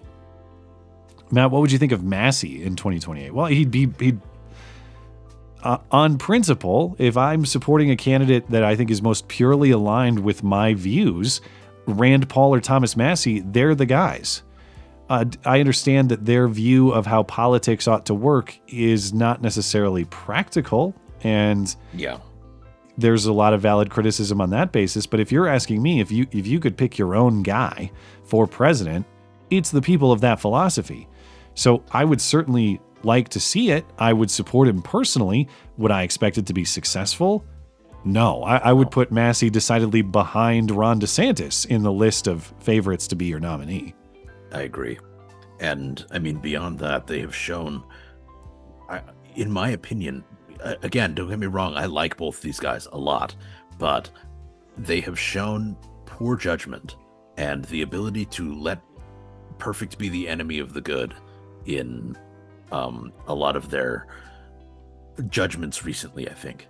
Yeah, I'm with them on principle, and I don't even know. I wouldn't even say that it's poor judgment or poor strategy. I really wish Trump would embrace their perspective a little more. I wish he would say, listen, they've got valid concerns, and on principle, they're right. It's just as a practical matter, we can't do what they're saying. And maybe if it wasn't this, like, equating them with progressives or Democrats because they oppose the bill. That's fair.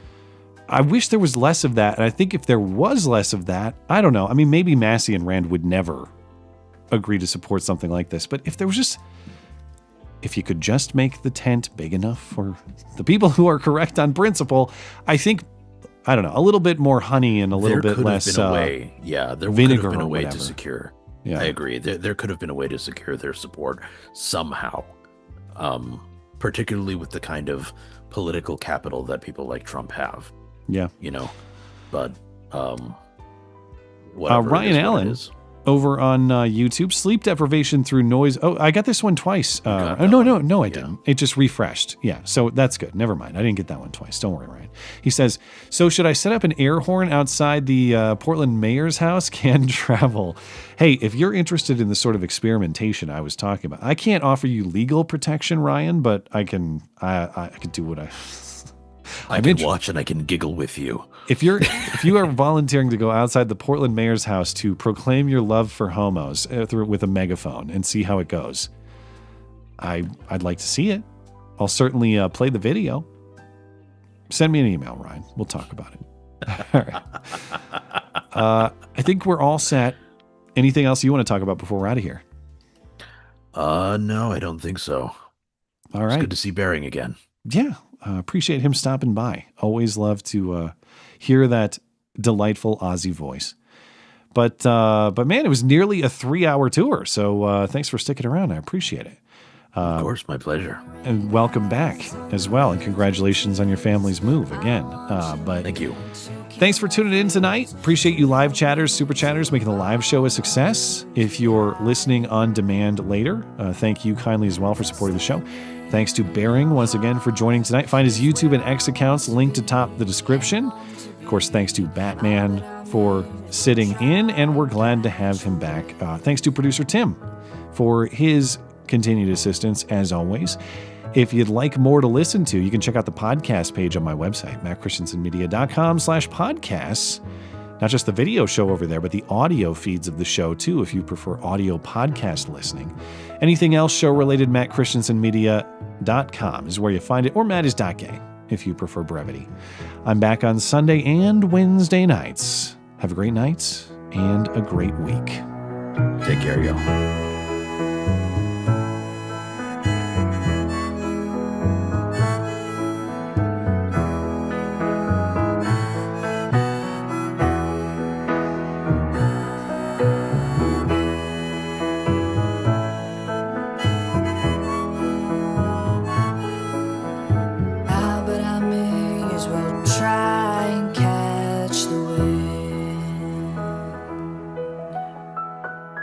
But